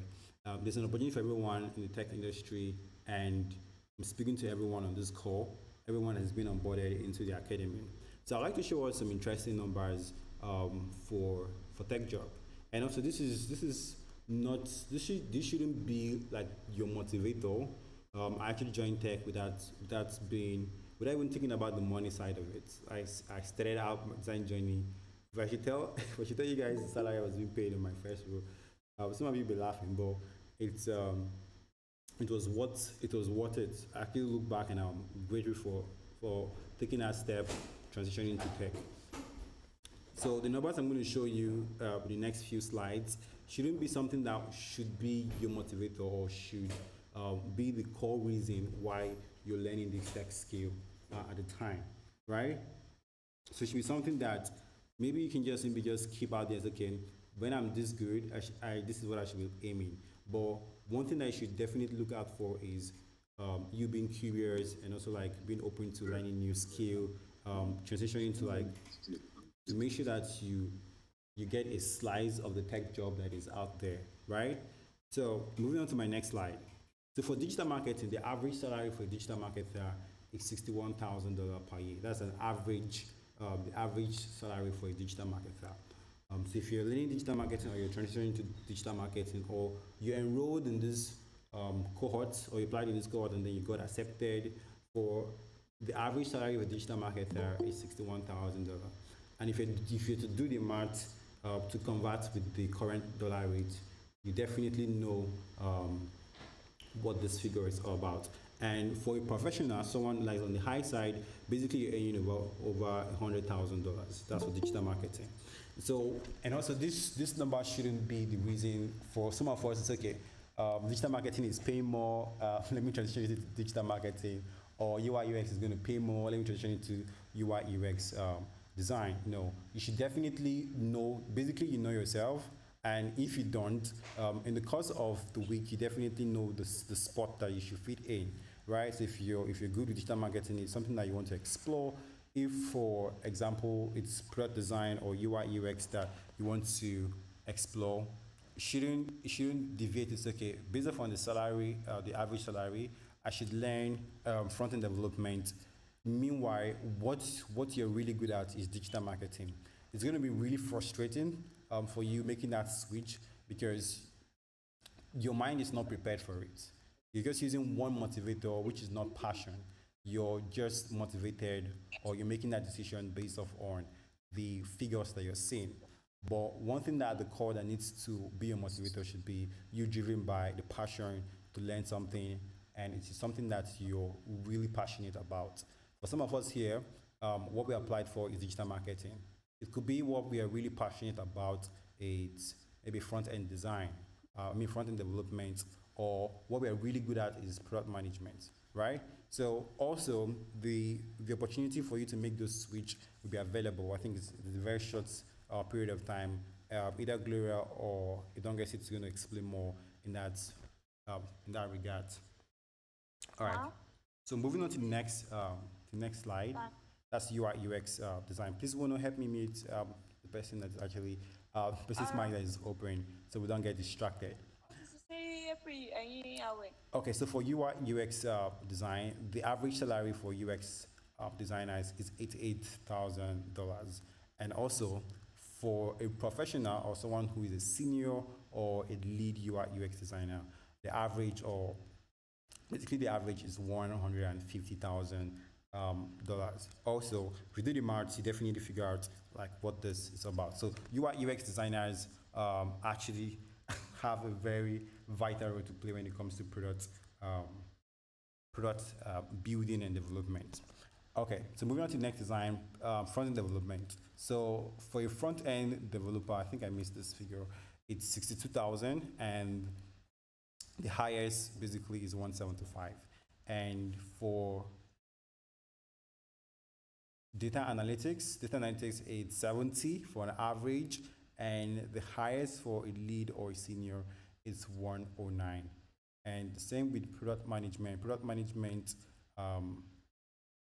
for the average, it's 69, and that's the lowest is 69. The average is 106. So product management actually, or product manager actually earn more because it involves a lot of activity, a lot of management. Basically, you're managing not just products, but you're also managing people as well. So this is just an overview or looking at the salary range for these tech skills that you're about to learn, and it to just be some kind of motivator for you to say, okay, you know what, I have to make that resolution to learn a tech skill this year. We're still in the first quarter of the year, so you have like a lot of margin, a lot of opportunity for you to learn a tech skill and also be committed to it as well.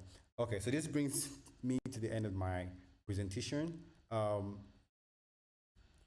Yeah, so I'll just stop sharing my screen. Okay, so thank you everyone for having me. I'm going to pass the mic back to Don't Get It. Okay, thank you so much, Mr. Alex. I hope you enjoyed Mr. Alex's talk. And yes, we're going to address the change of track issue. And let it not be because of the money you want to change you. Okay, so we're moving on to the next speaker. We have Claire. Claire was a student of HerTechTrail from the very beginning. You can call her a pioneer student. She's a designer. She's also a coach. So those of you in the design tracks, you're going to be seeing Claire a lot, just like Mr. Alex. And she's going to be sharing some things that most of you have been asking about since you joined the call, mostly related to the academy, classes, and the roadmap. So Claire, you're welcome to the floor. The stage is yours. Hi everyone, can you hear me? Can you hear me? ID, can you hear me? All right, yeah. Yes, we can. Yeah, so I'll share my screen.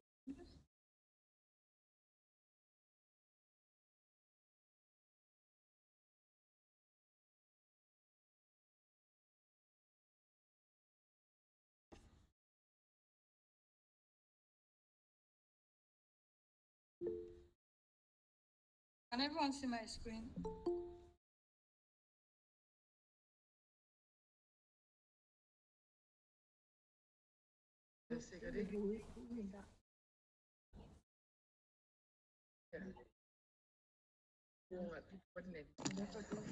Can everyone see my screen?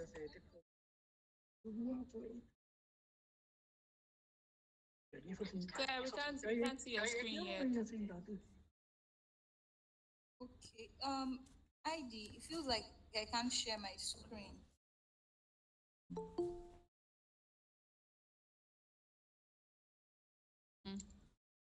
Okay, you're presenting now. Yeah, it's showing now. Okay. So my name is Claire.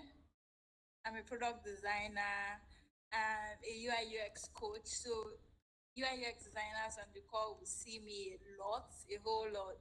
I'm the one with you guys this cohort. And I'm also the academy director, which means that a lot of questions that you would have about how the cohort runs, anything that has to do with your learning, maybe not something that has to do with your cohort, your track in particular, but anything that generally has to do with the academy, I'll be able to answer questions on that. that's basically one of the things that I will be doing. So I would like to say welcome to HerTechTrail Academy. I started like you guys some few years ago. I was part of the first cohort at HerTechTrail, and here I am talking to you guys about joining HerTechTrail. So welcome. If you give this your best, I promise you this would pay at the end of the day. And I don't mean pay in the sense of money, like you would be able to get something from her tech crew at the end of the day. Like there's something for everybody. So you just have to give it your best. That's all that we ask in your learning. So one of the activities that I'll be mentioning some of the activities that you'll be having throughout the cohorts. One of them will be next week. We'll have a general class. That general class is basically to tell you how your learning will go, teach you the tools that you will be using, something like Slack, Google Classroom, how it. Sorry, please, if you are not speaking, mute yourself.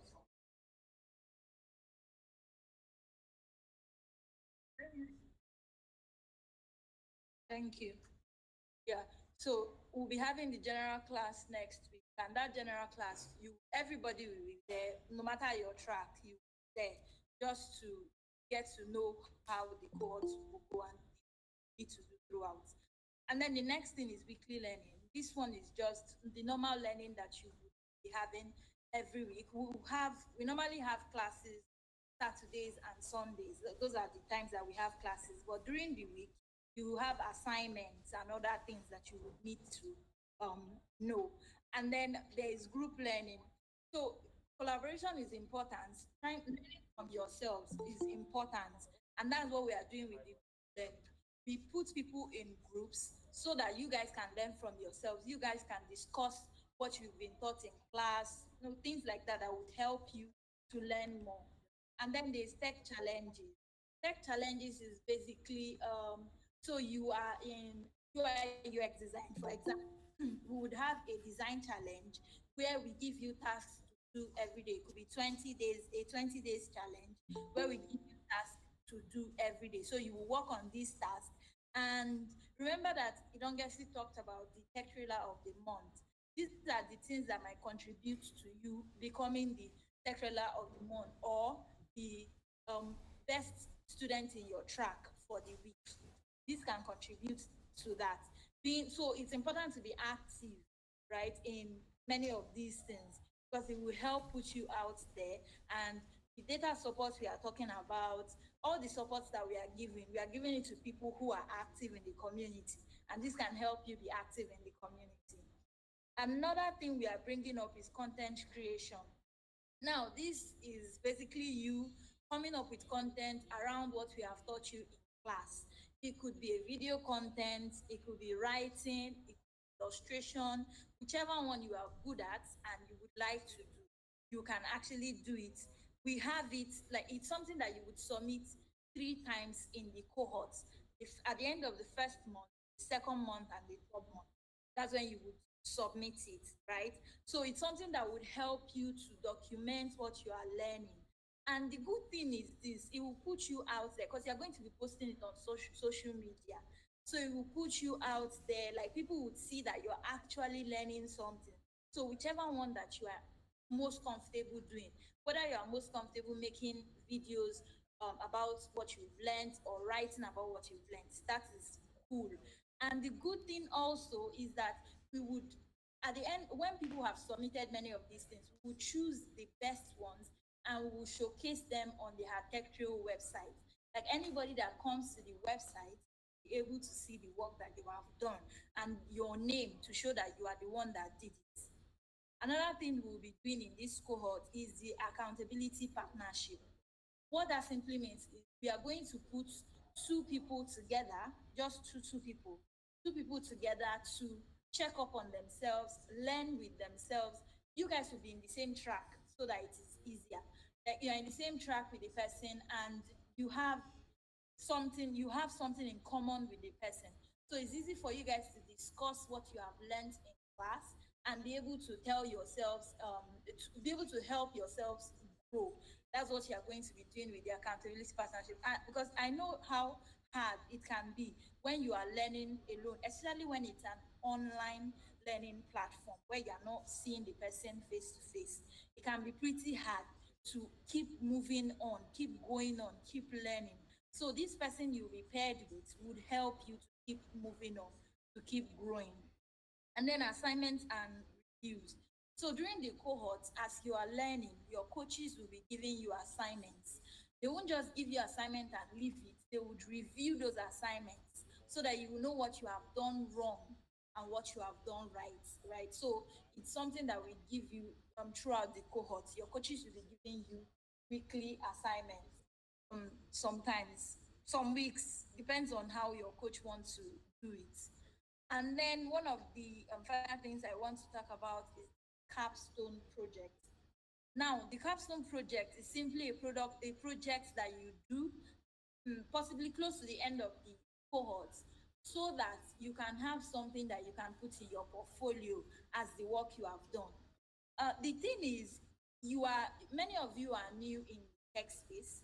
This means that you have not really done any work. Nobody has come to meet you before and say, you are a UI UX designer, I want you to do this work for me. Nobody has done that for most of you, meaning you don't have any work to you. And this means that there's no way for you to tell recruiters that you are good at something, you are good at this. And the only way to do that is by coming up with projects to do. And that's what we are going to help you to do in this cohort. We are going to give you some sort of a project idea to work on, so that when you work on it, you write a case study for it, and then you have it as part of your portfolio, as part of the work that you have done, so that you can show anybody, recruiters, people that will give you jobs, you can show them that this is what you have done. And you can actually, because you have participated in the project, you can actually explain the process that you went through. Your coaches will talk in depth about how your capstone project would run, but this is the general idea, so that you have something to your name that you can talk about. That's why we have the capstone project. So the next thing I will talk about is academy guidelines. Now, this is very, very important. It's very, very important, and I hope that everybody is listening attentively, so to say, because this is part of what would mean that, okay, you are graduating successfully from the HerTechTrail Academy. Because the honest truth is, you might start with us, with everybody, and not end up graduating because of one thing or the other. So I'm just going to list out those things that would help you to graduate successfully. Now, the first thing is that, so coaches are giving you assignments. Those assignments have due dates. And so they are expected, coaches expect you to submit on or before the due date, right? That's what coaches expect you to do. So submitting if on or before the due date is very, very, very important. And because if you don't submit the assignment, it means that a mark will be removed from the general mark that you get at the end of the day. And you must get up to 70%. If we calculate your attendance, your assignment marks and everything, it must be up to 70% for you to graduate from the academy. If it is not up to 70%, it means that you will not graduate. And this means that every assignment must be done, because if you don't do an assignment, it means a mark will be removed from your general, the average that you will get at the end of the day. So it's important to work on your assignment and submit them when the coaches say you should submit them. And then I know that life happens, right? Some people, you are enthusiastic to be here, you are happy to be here, like you want to move on, you want to do this tech thing, you really want to do it. But sometimes life happens, things can come up along the way. We understand that. But all we ask is that if you are going to be absent from any class, we are going to share an absence form that you will fill, so that we know that you will not be there. Instead of just we are in a class and then you don't tell us anything, then you just keep quiet, and after like 1 month you come back and you are telling us that, oh, I'm sorry that I wasn't in class, what do I do? Now it's a problem for us, because in my mind I'm like, this person is no more in the cohort, and then after a long time you are back telling us you are still there. We go back to give you the assignment. How do we do it? So it's best you absence form if you will not be around. This is very, very important.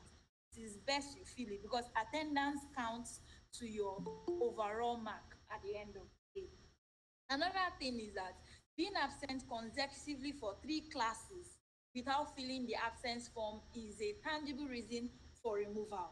Like if you miss 3 classes and no, you didn't tell anybody, you didn't fill the absence form, what it means is that we would remove you from the HerTechTrail Academy. That's what it means, right? So it's important that you are in class. If you are not in class, please fill the absence form. I am speaking on that. Please fill the absence form if you won't be in class. And then learners can take a break while learning if something occurs, like, and the break can last up to 3 weeks, right? And before you take this break though, you must provide, let's say something happened. We are not praying for anything bad to happen in people's lives. Maybe somebody had an accident. Let's just put it that way. And the person needs to take a break. Now, we understand that you don't predict the accident, so you can't come and tell us that, oh, I'm sorry, I'm going to have an accident. That's not going to happen, right? But we expect that at least you should, at some point, inform us that something happened, and that's why you have not, and provide proof too. Because if you come and tell me, oh, I had an accident, and you are lying, there's no way for me to know whether you are telling me the truth or you are lying. So if you can provide a picture evidence to show that truly this stuff happened to you, that would be cool. Don't worry, this document will be shared with you. I'm just stating it here so that everybody will. And then every week, can everybody still hear me, please? Let me know. Yeah, I can hear you. Yeah. So please mute yourself if you're not talking. Cynthia. Yeah. Thank you. So every week, top students will be recognized as the proteges of the, and they'll be rewarded with data. So what this means is, so every week, right, we give you assignments, we give you tasks to do, there are different activities that you can do in the community.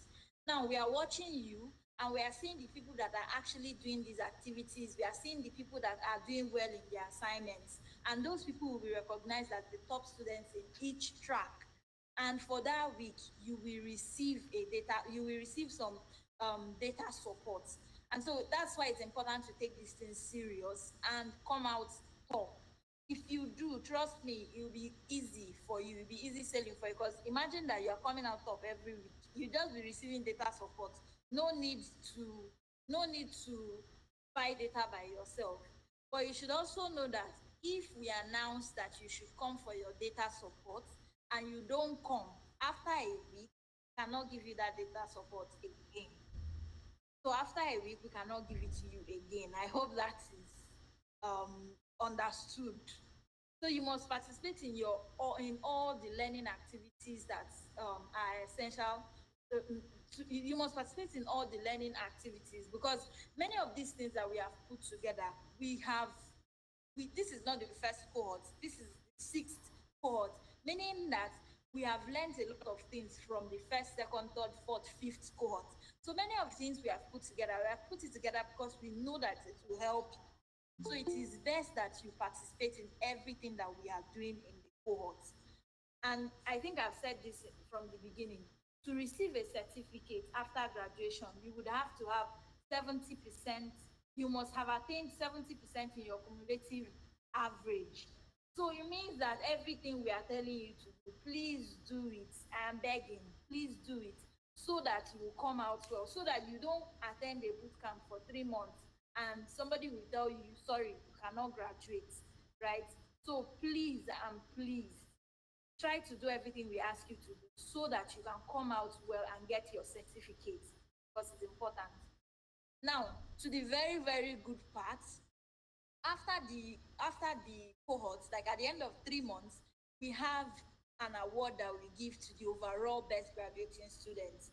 This overall best graduating students can come from any track, like any track. The person can come from web development, UI UX, data analytics, digital marketing, product management, anywhere. The person can come from anywhere. It's just that the person has been active, very active from the beginning. The person has done all their assignments and they did it well. The person has been doing everything we have been asking you to throughout the cohort. Now, this person will come on as the best graduating student, and there's a reward. The person will receive $200. $200. I'm going to say that again at the end of the cohort. And the person also gets an automatic internship role. Now, imagine that the person gets an automatic internship role at the end of the cohort because they come out as the best graduating student. So it's important that you do well. That's just what I want to say. Also, in the individual tracks, there will also be people who will graduate as the best students in the track, and they will get $40. And there would also be like when we are thinking of people to give internship roles, they will be among the top priorities. And all the track finalists, everybody that finished from the tracks will be listed in the HerTechTrail Hall of Fame. And this will position you for better internship roles. All these things that I've been hammering about since I started talking is just basically about you taking this whole thing serious. Like I said, I started with HerTechTrail. HerTechTrail was the first bootcamp I ever attended. And honestly, I can tell myself that truly I took it serious and I came out as the best graduating student overall. And I think that's one of the reasons why I'm still here today. So please do take it serious. And I would also advise you to download Slack if you haven't already. Or you can use your system, you can use Slack on your system's browser. You would also need Google Meet. Slack is the place where we pass all the information that we pass across throughout the cohorts. Google Meet is the place where we meet for our class, and Google Classroom is the place where you submit your assignments.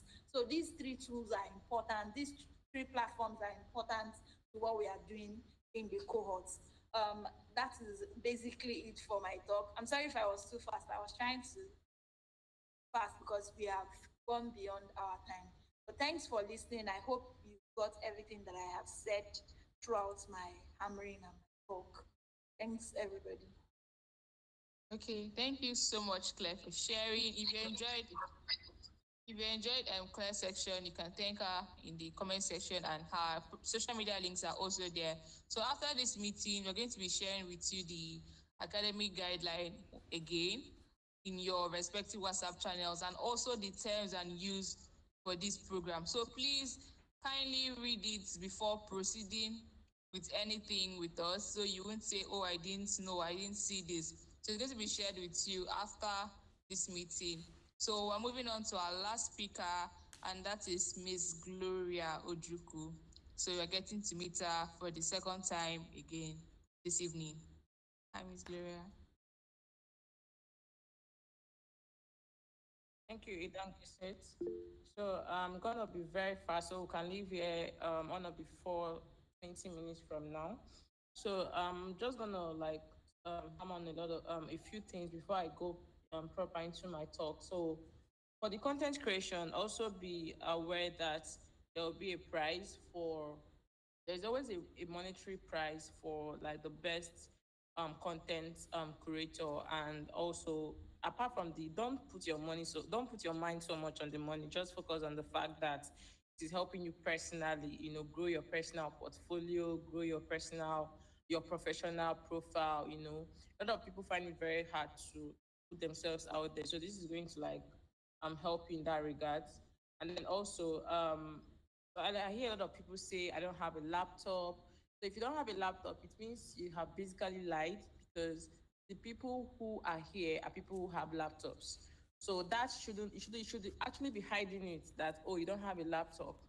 We are not supposed to provide laptops for you. The only thing is that if you are in the academy, you stand a chance to get to win a laptop, not just in the academy, the um in the community as well. So there will be a time where we'll put out applications. But we're not giving you the laptop if you don't have a laptop. We're not giving everybody who doesn't have a laptop a laptop. It's just a 50-50 thing for you. It could be you, it might be another person. So also bear that in mind. If you're here and you don't have a laptop, simply means that in your application you must have lied that you have a laptop, because the people who we admit are people who have access to laptops, or PC. It mustn't be a laptop, it can be like a desktop computer, and it mustn't necessarily be your own. You can use someone's own so far as you have, a good amount of access to that device. And then also for the I also want to mention something about the tech jobs. I know a lot of us are doing this because we want to get tech jobs, but in as much as that is very important, I want to also let you know that um, don't focus so much on the output, on the end, on the results. Focus so much on the process instead. Focus on how you're going to be the best data analyst, or how you're going to be the best UI UX designer or the best product manager. Focus on the right things, right? Don't focus on money so much, because it has its own disadvantages when you start focusing so much on money, right? Also ensure that you follow the right the right just have the right motivations, basically. um for example, actually getting a job is not the only way you can make money in tech. There are other ways you can make money. It could be that you have a personal business that once you get that tech skill, it can actually like be a lot of, return a lot of ROI on your business. And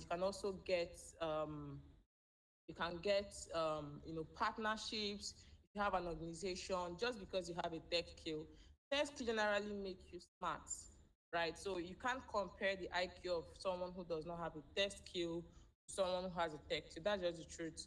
There is a whole lot of improvements that you would notice, even people around you would notice, when you have a tech skill. You generally become smarter than you were. Your work output, your task velocity, generally improves. And even like other soft skills like communication, and other benefits like that. So don't focus so much on the tech jobs. In as much as this will still come, we have a lot of success stories from our past cohorts learners. We have trained more than 5,000 women till now, and a lot of them have gotten jobs. A lot of them have established their own businesses, their own tech businesses. Some of them have, they already have like existing businesses, and they are just using the tech skill to invest into the business. So it doesn't necessarily have to be, oh, I want to get a job. And that mentality of, oh, I want to get a job, you know, you it might not work, because organizations are looking for people who are coming from the perspective of, oh, I want to solve a problem, not, oh, I want to have a job, or my dad just died and my mom is relying on me financially. A lot of funny stories, that people tell when they are looking to get jobs. So don't go from that perspective. Go from the perspective of, I want to get value, and I want to dish that value into the problems. Basically, once you start solving people's problems, right? People always gain value, and once people always gain value, you always get paid, right? And even more than probably what you have thought, from the beginning. So that is a few things I want to correct. So if you're here, ensure you have a laptop. And I see a lot of people are so inquisitive about questions. Now, when you go to a university, another mistake that people make is people see getting a tech skill as something you can do on the side. In as much as that is actually possible, but it's going to be very, very hard. So don't take learning tech as a side hustle. You should be ready, just like when you want to go to university to gain a degree. Take it as serious as that. Some of you've gone to school, you've spent 4 years, 5 years, 6 years, as the case may be, and even till now you don't have like a paying job after spending up all these years. But you want to learn a tech skill in 3 months, and you want to make millions of naira, you want to make millions of dollars. It doesn't work that way. Anything that is worth doing is worth doing well. So don't see tech as one simple thing that I can do, and I can just start making millions of dollars, right? So in as much as the way you take your degrees very serious, there are people that didn't even go to school, they don't have degrees, but they are doing very well in tech, right? So it is not something you look down on because you feel that, oh, I'm going to learn it in 3 months, I'm going to learn it in 6 months, and you feel, oh, because I didn't spend 4 years learning it, I can't, it doesn't require me to put so much effort, right? So the thing is, anything can be hard and anything can be simple. And I'm gonna put this to you: tech is not simple. Tech is not easy. Tech is actually hard. A lot of people, probably people who want to sell courses, they might lie to you, become a data analyst in 2 weeks, become a front-end engineer in 1 week. Some people will even say in 24 hours, how I made $10,000 from data analysis. Those things do not work, right? It doesn't work that way. This is a full-blown career that if you want to do it, you have to be very serious about it. And it is not something that you're going to just play around, and then you're going to make it. So tech is hard, but in as much as it is hard, I would tell you that it is something that you can do. It's not something that you cannot do. There are people who, come from the same background as you that are doing better, that are doing very well, exceptionally well. So that is this hard does not mean that you cannot do it, right? So I'm not saying, oh, it is hard to scare you.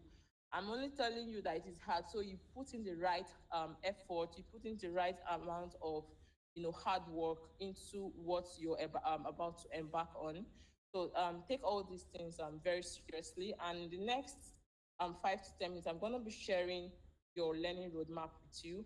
There's a whole lot of things you will get um, you will get today, in respect to your questions. But there are some things that you might not get today, just like when you want to enter into a university. Let's say, how about, for instance, you don't get all the answers. In fact, some of you are here, you've not made any research, you just want to come and learn a tech skill. Because you don't see it as something serious, because if you see it as something serious, you must have done your research. If you want to go into Harvard or Oxford, you don't just wake up one morning and go and start learning. Before they give you admission, you must have researched how their admission work. You must have researched about the course you want to study. You must have researched the benefits of the course, if you can actually study that course. Oh, but because, okay, probably because this is tuition free, you feel that, okay, you don't need to put in so much work. It doesn't work like that. So I believe that for you to be here, you must have done your research. If you're learning UI UX, don't be asking us why you want to learn UI UX. You're the one who wants to learn UI UX. Expect that you should have done your research. You should have known why you want to learn UI UX. And in our community, in our general community, we hold some of these talks from time to time, whether UI UX is okay for you, clarity sessions on some of, but this academy, if you're applying and you've been taking, it is assumed that you've made your research and this is what you're sure you want to do, right? So I see a lot of people are saying they want to change their tracks. I don't really know the motivation you have, about that, but don't start changing your track because you feel that, oh, this one pays more. If you go and change from, for example, data analysis to web development, and you're not very good with logic, not very good with programming, you're going to hang and you lose on both sides. So ensure that whatever you're learning, you actually is what is suitable for you. There are people who will learn digital marketing and in less than 6 months, they're already making money from it. And the same person would learn web development. They will struggle for 3 years. They are not making it because they didn't really know if it was okay or not for them, right? So, like I said, in 5 minutes, um, I'm gonna be sharing our roadmap, our learning roadmap. So yes, I'm going to be very honest with you because we do this so that we are not trying to make you feel good or trying to make probably sugarcoat things. We try to tell you the way it is. And if you follow due process, follow things the way it is, you're definitely going to enjoy it. Tech is something that is very, very, very rewarding. Some of you, by the time you start making money in tech, you're going to be wowed. The money that you can earn from probably like a 1 month salary can be somebody else's um 2 years salary, right? So is like that in tech, and it's very rewarding. But you have to follow the process. It's not something you just wake up and you start making money. A lot of sweat go into it, a lot of hard work, diligence, and stuff. So I'm gonna share my screen. Just give me 1 minute. Can you see my screen?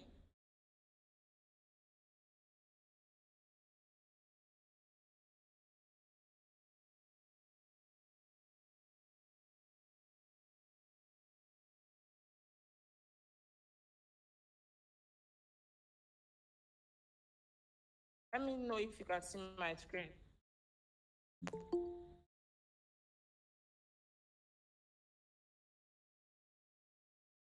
Okay. So the first week, right, which is this week that we have entered now, you're going to be learning, you're going to be having your onboarding, which is what you have started. So the whole of this week is onboarding. From today till Saturday is your onboarding. And then you also have, that's from 19th to 25th, it's going to be your onboarding. And then for we also have the fitness test. So you're going to be writing your fitness test from Monday, which is tomorrow. I know a lot of you must have already heard about your if you know you've heard about fitness test, let me see hi on the chat, because it was put into your application details. I don't know how many of you saw it. Just say hi on the chat, let me know. Okay, so it means a good number of us have already seen the fitness test and the details, about the fitness test. Awesome. Right, awesome.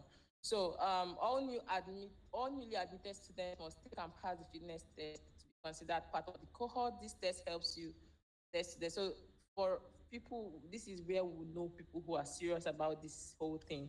And don't be scared, right? Up to mostly 98 to 99% of people who take this test always pass. It is people who are scared, who do not know what they want to do, who do not even want to attempt it at all, that are basically kicked off. So it's something that you can do. And for this test, you'll be provided a course. That course is supposed to be paid, but because the tuition for this learning is free, you're going to be getting that course for free. So once you take that course, right, and you'll be able to attempt your fitness test. And the baseline score for the fitness test is, I think, 70%. So it is something that you can pass, well, except you do not take that course. That course is not more than 1 hour. I think the maximum is 1 hour, depending on your track.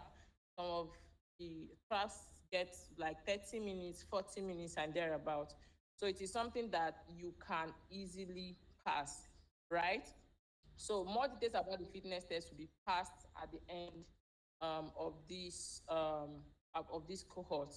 And then we have the next step. So all newly admitted students that have paid for their fitness test will be added to the Google Classroom and given all necessary materials that would aid their learning. Then for week 2, fitness test deadline. So at this phase, we will not be taking any fitness test submission anymore. So by the end of this period, we expect that everybody must have submitted. And then next week, which is week 2, you're going to have your onboarding, your second onboarding course / introductory class. So at that point, we know, the people who are now very ready, and these people are going to be taking the introductory class. And then you're going to have I was talking about general class / second onboarding. And then after that, on Sunday, you're going to have your introductory class. Now, I know a lot of people have been asking, when are the classes? So the classes are on weekends, are the live classes. One important and very sweet thing about our classes is that they are live classes, in the sense that you don't just take a course. There are some platforms that if you just go to, probably pay for a course, you don't even know who the coach is. It's just like a pre-recorded version of the course, and then you don't have an interactive session with the coach. But here, you're going to be able to have interactive sessions with the coaches, yeah? And then you're going to be able to ask questions, do some activities like classwork, everybody involved, that will basically help you get involved in what is happening, right? And then during the week, you're going to also have access to pre-recorded versions of the class. And then probably you missed the class, don't worry, you're going to be able to. But we've talked about missing classes and the rules around there.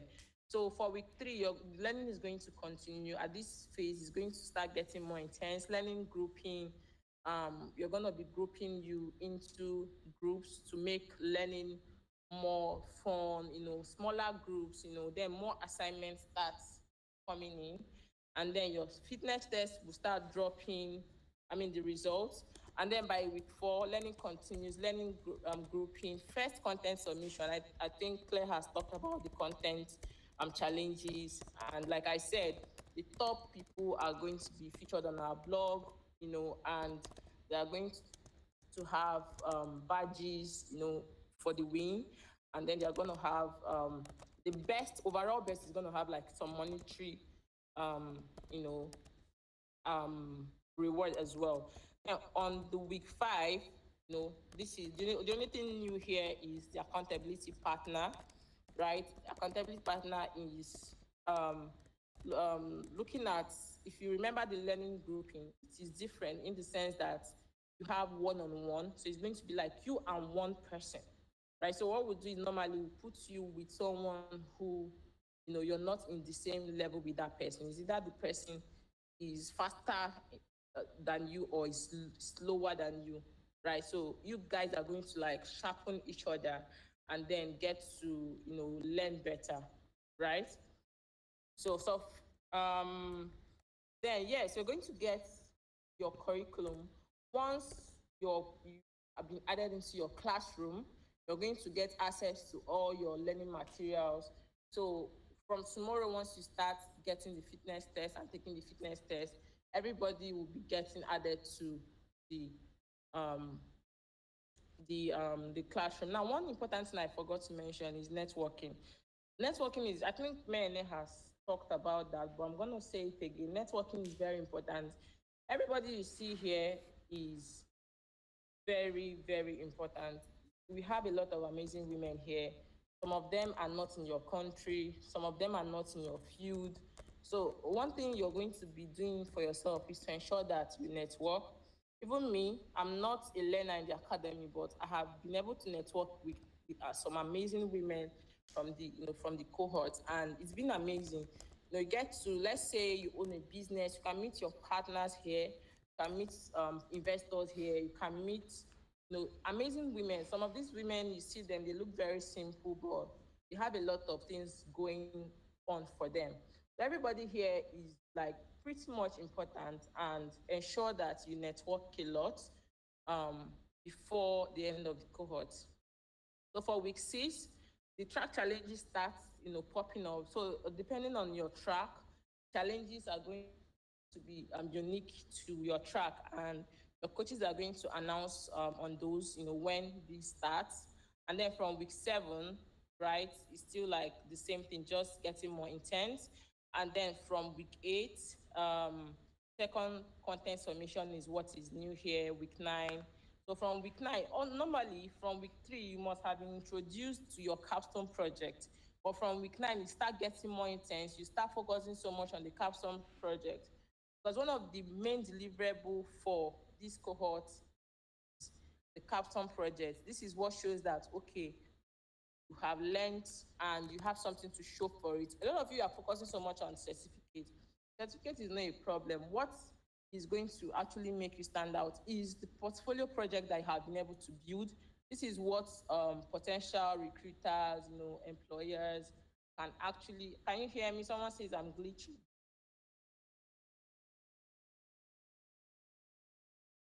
Hello? Okay, you can hear me, right? So if you can hear me, say hi. Okay, awesome. So this is what you're going to be like. The capstone project is very important that you take it like very serious. It's very significant to your learning, and it is what show like stuff. Building tech projects are very hard. Like it's not something you can easily do on your own. But being in a cohort like this will enable you to actually have, aside the certification, it will help you to have something very tangible that can show to your potential employers. And then for week 10, you start having things like um, basically start focusing more on the custom project. This will be the last learning. Week 10 is your last learning. Week 11, all your submissions are done, your case studies, your last content submission, and then week 12 is going to be your graduation, right? So this is the roadmap. It seems very pretty, seems small, but it is a lot that will be going on here. A lot is going to be going on here. So it's less for you to, take it serious. Ask questions, ask questions. You're in the Slack channel, right? We have a lot of people who can answer your question. Always DM Idongesit, the community manager. Now, one thing I'll advise you to do is when you throw up questions, you might get lost. So one of the things that you can do for yourself is to ensure that your questions do not get lost, your concerns do not get lost. DM people, DM your admins in the WhatsApp group, DM the community manager on the Slack channel, DM what is her name? The academic director Claire, the academic director to Happiness. You're going to have access to all these people. And one other thing that I'm going to say is be smart, be very, very smart. Some people, I don't know, but I don't know, just be smart, because we say do this, you're doing another thing. We say do another thing, you're doing this one. So when we've said, okay, this is going to be handled so time, and you keep hammering on when is it going to be, you're going to frustrate, because these people that are attending to you, they're also human beings, and you need to be empathic to some levels, to get the best out of them. So, but basically, yeah, what I'm saying is be smart. Now, I think that is also where the fitness test also come in. And a lot of you, like not a lot of you, but few people here, you like it's hard to read. You're putting up information. You don't read that information. You're still asking, about that information that have just been talked about. So these are like these small things that can set you up for failure or for success, because nobody is going to come and start, asking you, have you eaten? Have you done this one? Have you done this one? We are here to ensure that your learning experience is smooth, but we are not going to be, over pampering you, because we believe that we are all adults. I believe nobody here is less than 18. So we believe we are all adults, and we basically understand, simple English, and stuff like that. So just ensure you follow instructions, you're right in time when they say do this, and you actually do the right thing that has been talked about. So even the fitness test was attached to your email, but some people say they did not see it, meaning that you did not read it, you just applied. You did not read about the application. Normally, when you want to apply for something, you should basically go through that thing, carefully, and then before you apply. But I can see a lot of highs when I asked people who know about the fitness test. So it is only few people who do not know about the fitness test. So I'm going to be talking about the fitness test. This is the last thing I'm going to be talking about. So the fitness test, I think I have some FAQs. So let me just share the FAQs, right? Now, before I share the FAQs, the fitness test is a test that we put up because a lot of people just heard that, okay, it's tech that is trending now. So a lot of people want to come and join tech. They don't really understand what is going on here. They don't understand why they even want to be in tech. They just want to be in tech because probably one of their friends have gotten a tech job and she's doing well, and you too, you want to be in tech. So the fitness test is to actually, some people might not be even computer literate. So we are not going to be teaching you how to press some keys on the keyboard, how to do some simple things, how to use some basic file systems. So we expect that you already know those things. So with the fitness test, we know, okay, people who are actually ready. So it is not something that is tough. This fitness test, someone who is in just 2 can actually take this fitness test and pass.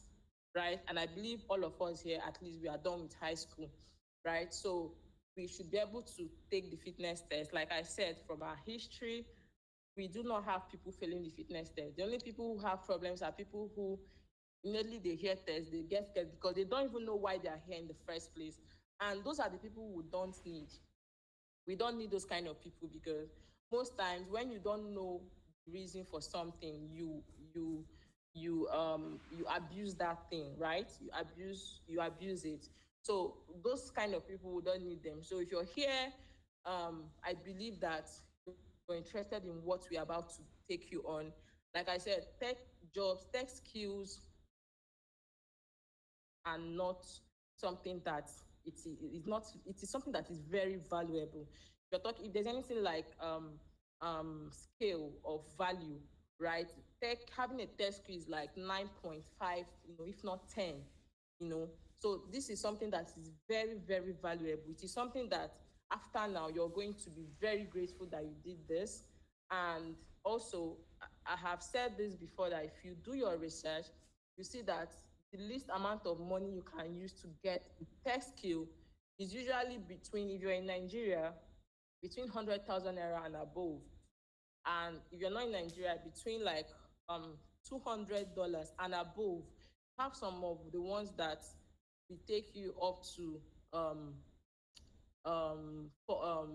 $3,000, $4,000. But because we understand our audience, this is our audience. Our audience are people who might not be able to afford those kind of money, and this is why we are making our tuition free. So the only thing you have to commit to is the fitness test. I'm going to read up some of the FAQs that we normally get, especially from people who might not have read some of the instructions, because if you read the instructions, these are things that are already being put in place. If you go to our website, this is already something that is existing. So what is fitness test? Everyone feels like they want to get into tech, but not everyone is sure of what they want to do. The fitness test is a test you take that assures us that you're fit and ready to get into the learning program properly. The tests prepare and get you fit and ready for what's ahead. If you can't take the test, you can't forge ahead in the learning program. And then we'll have, what if I fail the fitness test? From our history, students who take the introductory course carefully and attempt the test, pass the test. You only worry about not passing the test if you don't pay attention to the course. Remember, I said that course is supposed to be paid, but for the fact that our tuition is free, you get all the tuition for free. Then, must I take the fitness test? You must take the fitness test if this is your first cohort in HerTechTrail, or if you have not successfully graduated from any course. So what happens is, for example, if you are doing data analytics starter track and you graduate successfully, when you want to do data analytics pro, you don't need to pay or take the test again. You just go directly because you already ascertained that you actually fit for the program. But if you do not successfully graduate from a particular track, you have to always retake the fitness test. So what is the introductory course? The introductory course, which is supposed to be paid, is inclusive of the scholarship and has been provided for you for free to enable you understand the fundamentals of what you're learning and enables you pass the fitness test. Can I change my learning track? This is another question that we normally get. So yes, you can change your track only in the onboarding week before learning starts. So after this week, you can no longer change your track. Can I defer my admission? Deferments are granted to learners who have paid for their test but couldn't take it due to unplanned events. These deferments can only be approved if emails sent to academy@hertechtrail.org on or before 2 weeks before learning starts. So have just this week and next week. So once the learning has started, deferments can no longer be approved. For approved deferments, learners can only defer to the next cohort and not more. So if you're deferring your admission, you can only defer to cohort 7. You cannot defer to cohort 8 or more. So what if I run into an emergency that requires me to miss classes? Being absent consecutively for 3 classes without filling absence form with a tangible reason consecutively, automatically removes you from the program. Okay? From the program. Learners can go on breaks while learning in cases of severe occurrences, which can last up to maximum of 3 weeks. So the break cannot go more than 3 weeks. And for this break to be approved, a proof must be provided. So let's say like going for your NYSC, sometimes it's not planned, or probably you fell ill, or stuff like that. An email must be written 2 weeks prior to the break in cases of known circumstances. So let's say you're going for your NYSC, you already know that you're going for your NYSC, so you should be able to write a formal notice of not less than 2 weeks, right? But if it is something that you did not plan, an unplanned event, right? You have to write it 1 day, at most 1 day after the incident in cases of unplanned events. If the training is free, why are we paying for the fitness test? So note that the 3 months tuition, which costs up to $700, are given completely free to all beneficiaries. However, as pointed out in our academy page on our website, which was also included in the application, accepted learners must take the fitness test before getting into the learners program. Now, some of you might be asking, how much is this fitness test? The fitness test costs only 5,000 naira for Nigerian learners. And if you're not in Nigeria, it costs $20. Now, this is very, very cheap if you are in this current economy, something that we have done our research and we believe that most people can afford it, if not everybody. So what if I don't have a laptop? You need to have access to a laptop if you want to be successful in the learning program. As stated in the application form, you can learn without a laptop. If you're just learning casually and don't mind whether you get the best out of it and bag a certificate or not. So if you just want to like see how it goes, you're not necessarily interested in getting the best out of it, you don't care if you graduate successfully or not, you can learn without a laptop. You can use your phone, and play around it, probably depending when you're actually ready. So how often are the classes? Live classes happen during the weekend, Saturdays and Sunday. Look out for recorded lessons and assignments during the week. I've said this before. Who do I contact when I need help? Your coaches or the community manager or the academic directors would be there to guide you. How long does the learning last? The learning lasts for 3 months, but active learning takes place for 10 weeks. So the first week is for your onboarding and your fitness test, while the last week is for your graduation. Will I get a certificate after the training? Yes, all successful graduates will be issued certificates if they get up to 70% cumulative average. So this means that you need to, I think Claire has explained this, just make sure that you do all your assignments, you do it well, you attend classes, and getting up to 70% is not a rocket science, I promise you. Where do the classes hold? All our classes take place majorly on Google Meet, then additionally on Google Classroom and Slack channels. So once you're in, you'll be added to your classrooms. This is where you get everything that you need. How do we submit assignments and tasks? All assignments are submitted and graded via the classroom. So during your second onboarding, which takes place next week, Saturday, you're going to be shown practically how to submit assignments, how to use your classroom, how to leverage the Slack. Now, if your phone is not compatible with Slack, please go to www.slack. Let me show you something. Go to www.slack, right, and sign into your workspace. So if you sign into your workspace, it's going to direct you. So if you already have the link, follow that link. So you don't necessarily have to download the app in case, in fact, you shouldn't be using your phone. You shouldn't be relying on your phone. But if your phone is compatible with it, fine and good, download it on your phone. Set your notifications to ensure that you can get alerts and notifications at the right time. But with your laptop, you can have the web version, right? Right now, I'm signed into the web version of HerTechTrail Slack workspace. So I don't need to have my phone in case it is not compatible. You can use your laptop. You can use the web version, www.hertechtrail.slack.com. Right. So I'm going to be opening the floor. I'm going to be taking about, this is 21:40. So in the next 5 minutes, I'm going to be taking questions. And later on, you're going to be asking more questions on your WhatsApp groups. Now that you have understood like more things, you're going to be asking more questions there. But let's take a few questions here.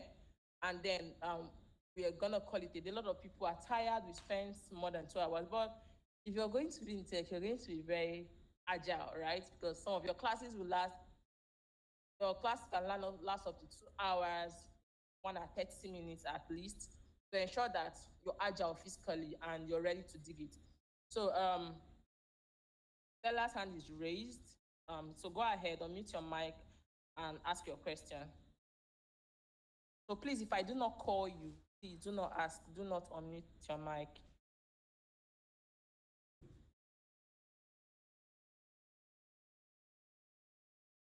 Adenike, please, you're not paying 5,000 naira every week. You're only paying 5,000 naira once for your fitness test.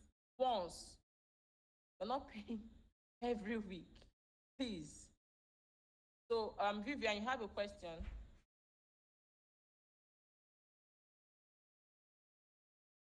Hi, good evening. Yeah, good evening. Okay, so I just want to ask the weekend classes, the specific time for the weekend classes.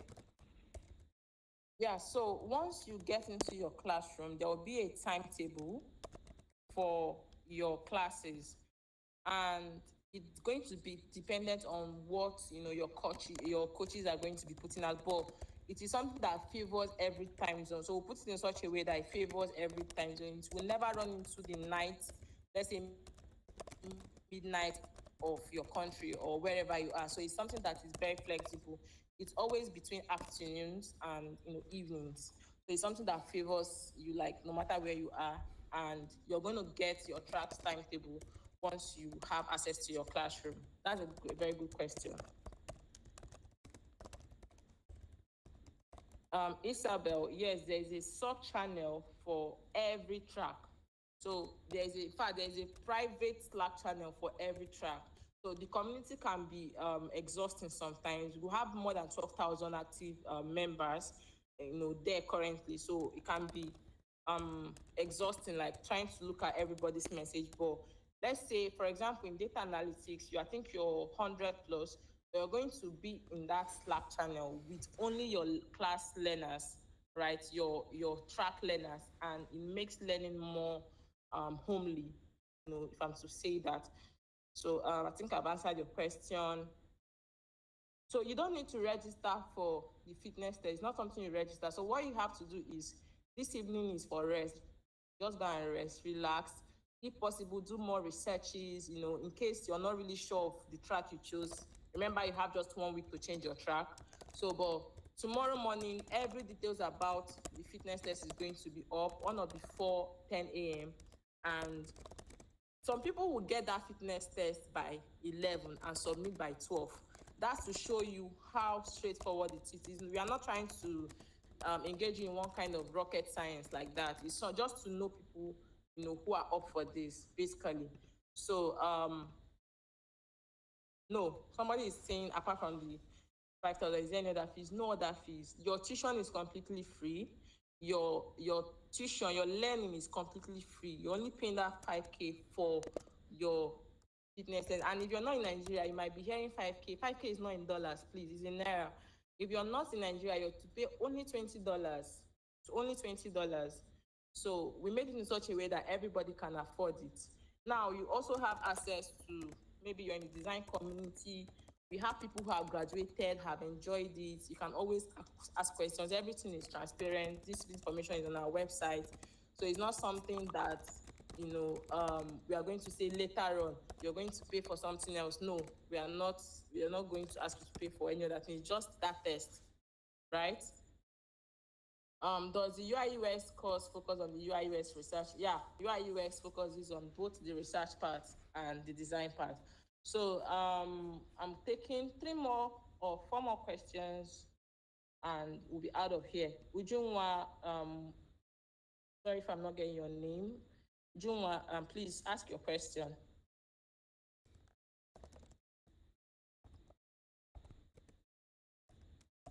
Okay, since she's not ready, CCY, are you ready to ask your question? Hello. Good evening, everybody. Good evening. I wanted to ask, Those that want to defer their admission, you said they can only defer to the next cohort. When is the next cohort? The next cohort Next is in year. 3 months. So in 3 months. So we What? always have the next cohort is in 3 months. Okay. So we have 3 cohorts in a year.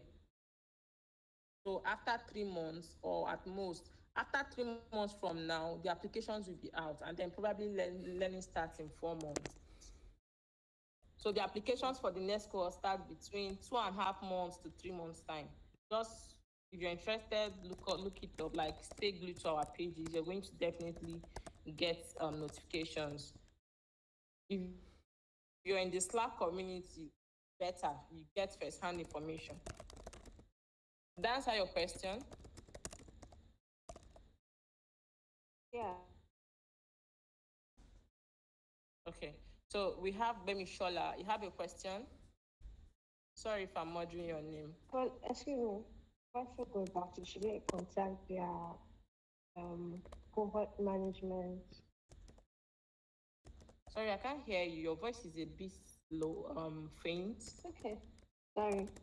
I asked that for those who are like wanting to defer, how should they go about it? You contact their cohort management. Yeah, just see, every information that we have passed here, a summary, a documented summary will be passed to your WhatsApp channel. So believe me, you're not missing out on any information. You're going to get the CTAs, the links to, probably you want to defer your admission, you're going to get the form on the WhatsApp after now. Let's say you want to change your track, you're going to get the form to fill after now, or the email to write to. Anything you want to do, anything that have been said here, a documented version we provided. Even this class is recorded, this onboarding session is recorded. You can rewatch it over and over again after now. And the documented versions of everything, the written forms of everything will be passed to the WhatsApp channels after now. So you do not have any problems, right? Did that answer your question? Yeah, thank you. All right, so Gbemi, you have a question. Yes, good evening, everyone. My question is, for me, I chose Data Analysis Pro. I want to ask, is it a must that if you are to choose any track that has Starter and Pro, must still be that you must have done Starter with HerTechTrail before you go ahead to Pro? Because No. I feel that, okay. No, you must not have done it at HerTechTrail. It's just that you need to make sure that you know the beginning part of data analytics. So if you're choosing Pro, it means that you're no longer a beginner. You're just looking for an advanced knowledge in data analytics. It means that you already know the beginning part, the beginner part of data analytics. Does it make sense? Yes, then another thing I don't know if it's going to be a suggestion. So for some persons that feels like, okay, I know a little about data analytics, if there's any way you can put up, okay, these are the things you are supposed to have known as a data analysis data. You know, at times we think that we know some things, and later we find out that, okay, we didn't get the knowledge to this extent. Is there a way for us to know, okay, I'm good on this data, then yes, I'm very okay, let me move ahead to Pro? Yeah, I think that was provided in the application as well. So if you like that application, if you can revisit it, is there. But if you need like some kind of personal explanation, you can reach out to our academy director. She can put you through personally. Oh, okay, thank you. Yeah, you're welcome. So 2 more questions and we are out of here. Loveth, you have a question?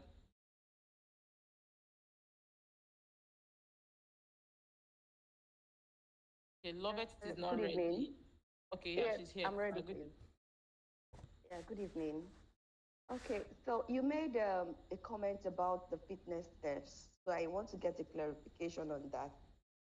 You said it will last between a particular time to a particular time. So Yeah. does that mean that anyone anyone who doesn't pay within that period of time will be automatically disqualified. You know Yes. why I asked? Because, okay, this is the reason why I asked. Because some of us are salary earners and month ends in some few weeks to come now. So what if we don't have that amount at hand now and we wish to pay? So how do you give us the grace to at least have the money to pay? Okay. So, yeah, sorry, I was a bit distracted, but yeah, to answer your question, the fitness test normally lasts for 1 week. So from 1 week from now is 19th to 19th to 25th, right? So if you're having like this kind of peculiar challenge, also reach out to the academic director, yeah. But generally, it is 1 week, right? In fact, before now, we used to do like 2 days, but people started asking for grace. And I said, okay, 1 week. Now, the fun part of it is you don't even take up to 1 week. We just give that 1 week for in cases where somebody might have paid, like, say, on Thursday and it's ending on Friday. At least you have like 24 hours still to do it. But it's something that if you take it today, you can actually do it today and submit today. So it's very pretty straightforward. But then just reach out to the academic director. I think your case is peculiar, and we'll get to reach out to you. Hope this makes sense. Yeah. Yeah, thank you very much. Yeah, you're welcome. So for those of your blood is still it's too hot. For those of you asking for details to pay, don't worry. Everything will be made available tomorrow morning. Please, we don't want to.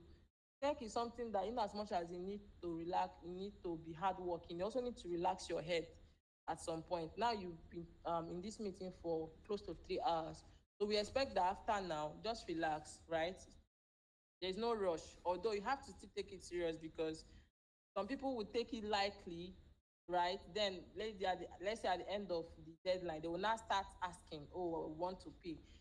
At that point, will not be, getting giving access anymore because we want to focus on. We believe that okay, these people are the people who are ready, right? But that doesn't mean that you will not come and kill yourself, choke yourself. No, in as much as we want you to work hard, we still know that you're a human being and you need rest, basically, right? So tomorrow you get all the information that you need. Basically, just take a look to your WhatsApp, look out for notifications, turn on your notifications. You're not gonna miss out on anything, right? So someone is called Ogechi. Do you have a question? Yes, Yeah, good I do have evening. a Good evening, question. everybody. What if you good evening. Please, if My we do not call your name, please do not talk. Ogechi, please, you own the stage now. Uchechi Sorry, is my sorry. name. Good evening. And the question Yeah, go the ahead. question I want to ask is similar to the previously they asked about data analytics, because prior to now, I have taken some online courses and all that, and then I am actually in another boot camp before I applied for this one, and when this one came out, so and then I now came out, I saw that this one is starter, so having to know where my level is now, and if I should continue with this starter or predicting on data analytics is just the challenge I'm having now. Challenge. So whether where I am now, the things I've learned so far, is still qualified to be under, the starter, or I should go to pro. Just, within that's where I'm having confusion in, or I should just Understand your upgrade to confusion. pro. Yeah, so I understand this kind of confusion. So what happens is there will still be a link to this. So if you're confused at the which level should I go for, is it starter or pro, there will be a form. I will have like course advisors that will talk with you and let you know the best fit, right? So all these things can happen within 48 hours. So just ensure you're available on WhatsApp tomorrow. So once it is out, ensure you fill the form and you're going to be reached out to. Fill the form with your Slack details, you're going to be reached out to. Also ensure that you have a valid Slack profile, like you have your image and if you're a data analyst, put it up there so we know who you are, right? Did that answer your question? Okay, thank you. You answer. Thank you. Thank you too. So have one more question. Don't worry, if they are not able to answer your question today, we are going to answer. We have up to 10 admins in each of your Slack channel, in each of your WhatsApp channels. Hit them up. Your questions are going to be answered. But if you hit someone up, do not panic. Let's say you hit someone up. Wait till 30 minutes because they might be attending to someone else. So just ensure after 30 minutes, you can now say, okay, let me reach out again, or let me reach out to another admin. So those admins you're seeing that are well trained, they are, some of them are course advisors and they know what they are doing. So reach out to them. They're going to definitely answer your question. If you're outside Nigeria, everything is available. Just be online, right? I'm going to take one more question and we call it a night. I'm seeing, oh my God, this name is too long, but I'm going to call the second name Peculiar.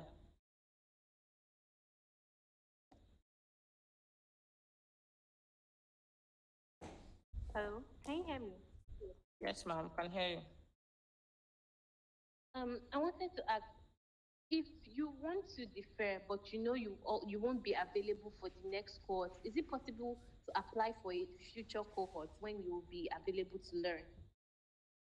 Yes, you can always reapply. If cohort 8 comes out, you can always reapply. The only thing is deferment gives you automatic acceptance.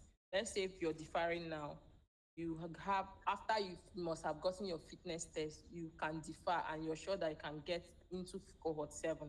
But we cannot assure you automatic acceptance if you want to defer to cohort 8. It means that in cohort 8, you have to reapply and retake the whole process again. You get? Yes, thank you. Yeah.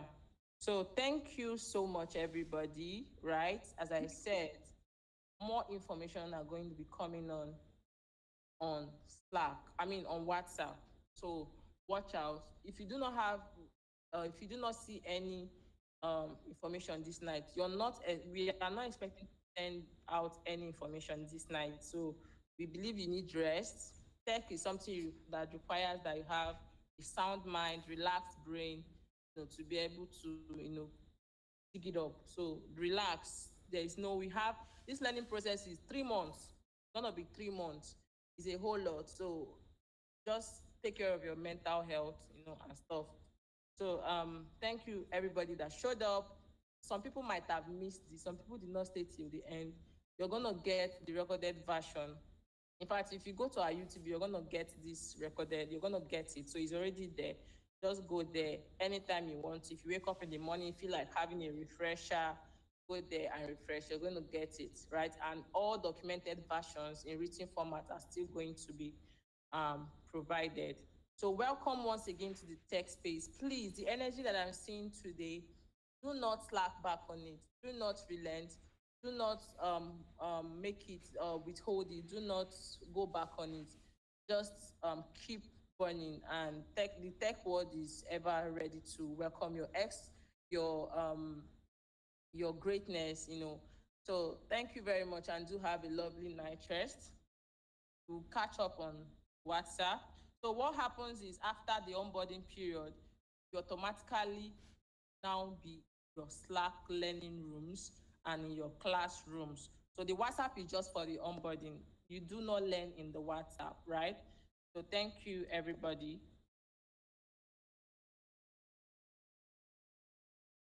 Thank you everyone for joining us. If you joined us from the beginning and you're here to now, just check behind you. You're going to see a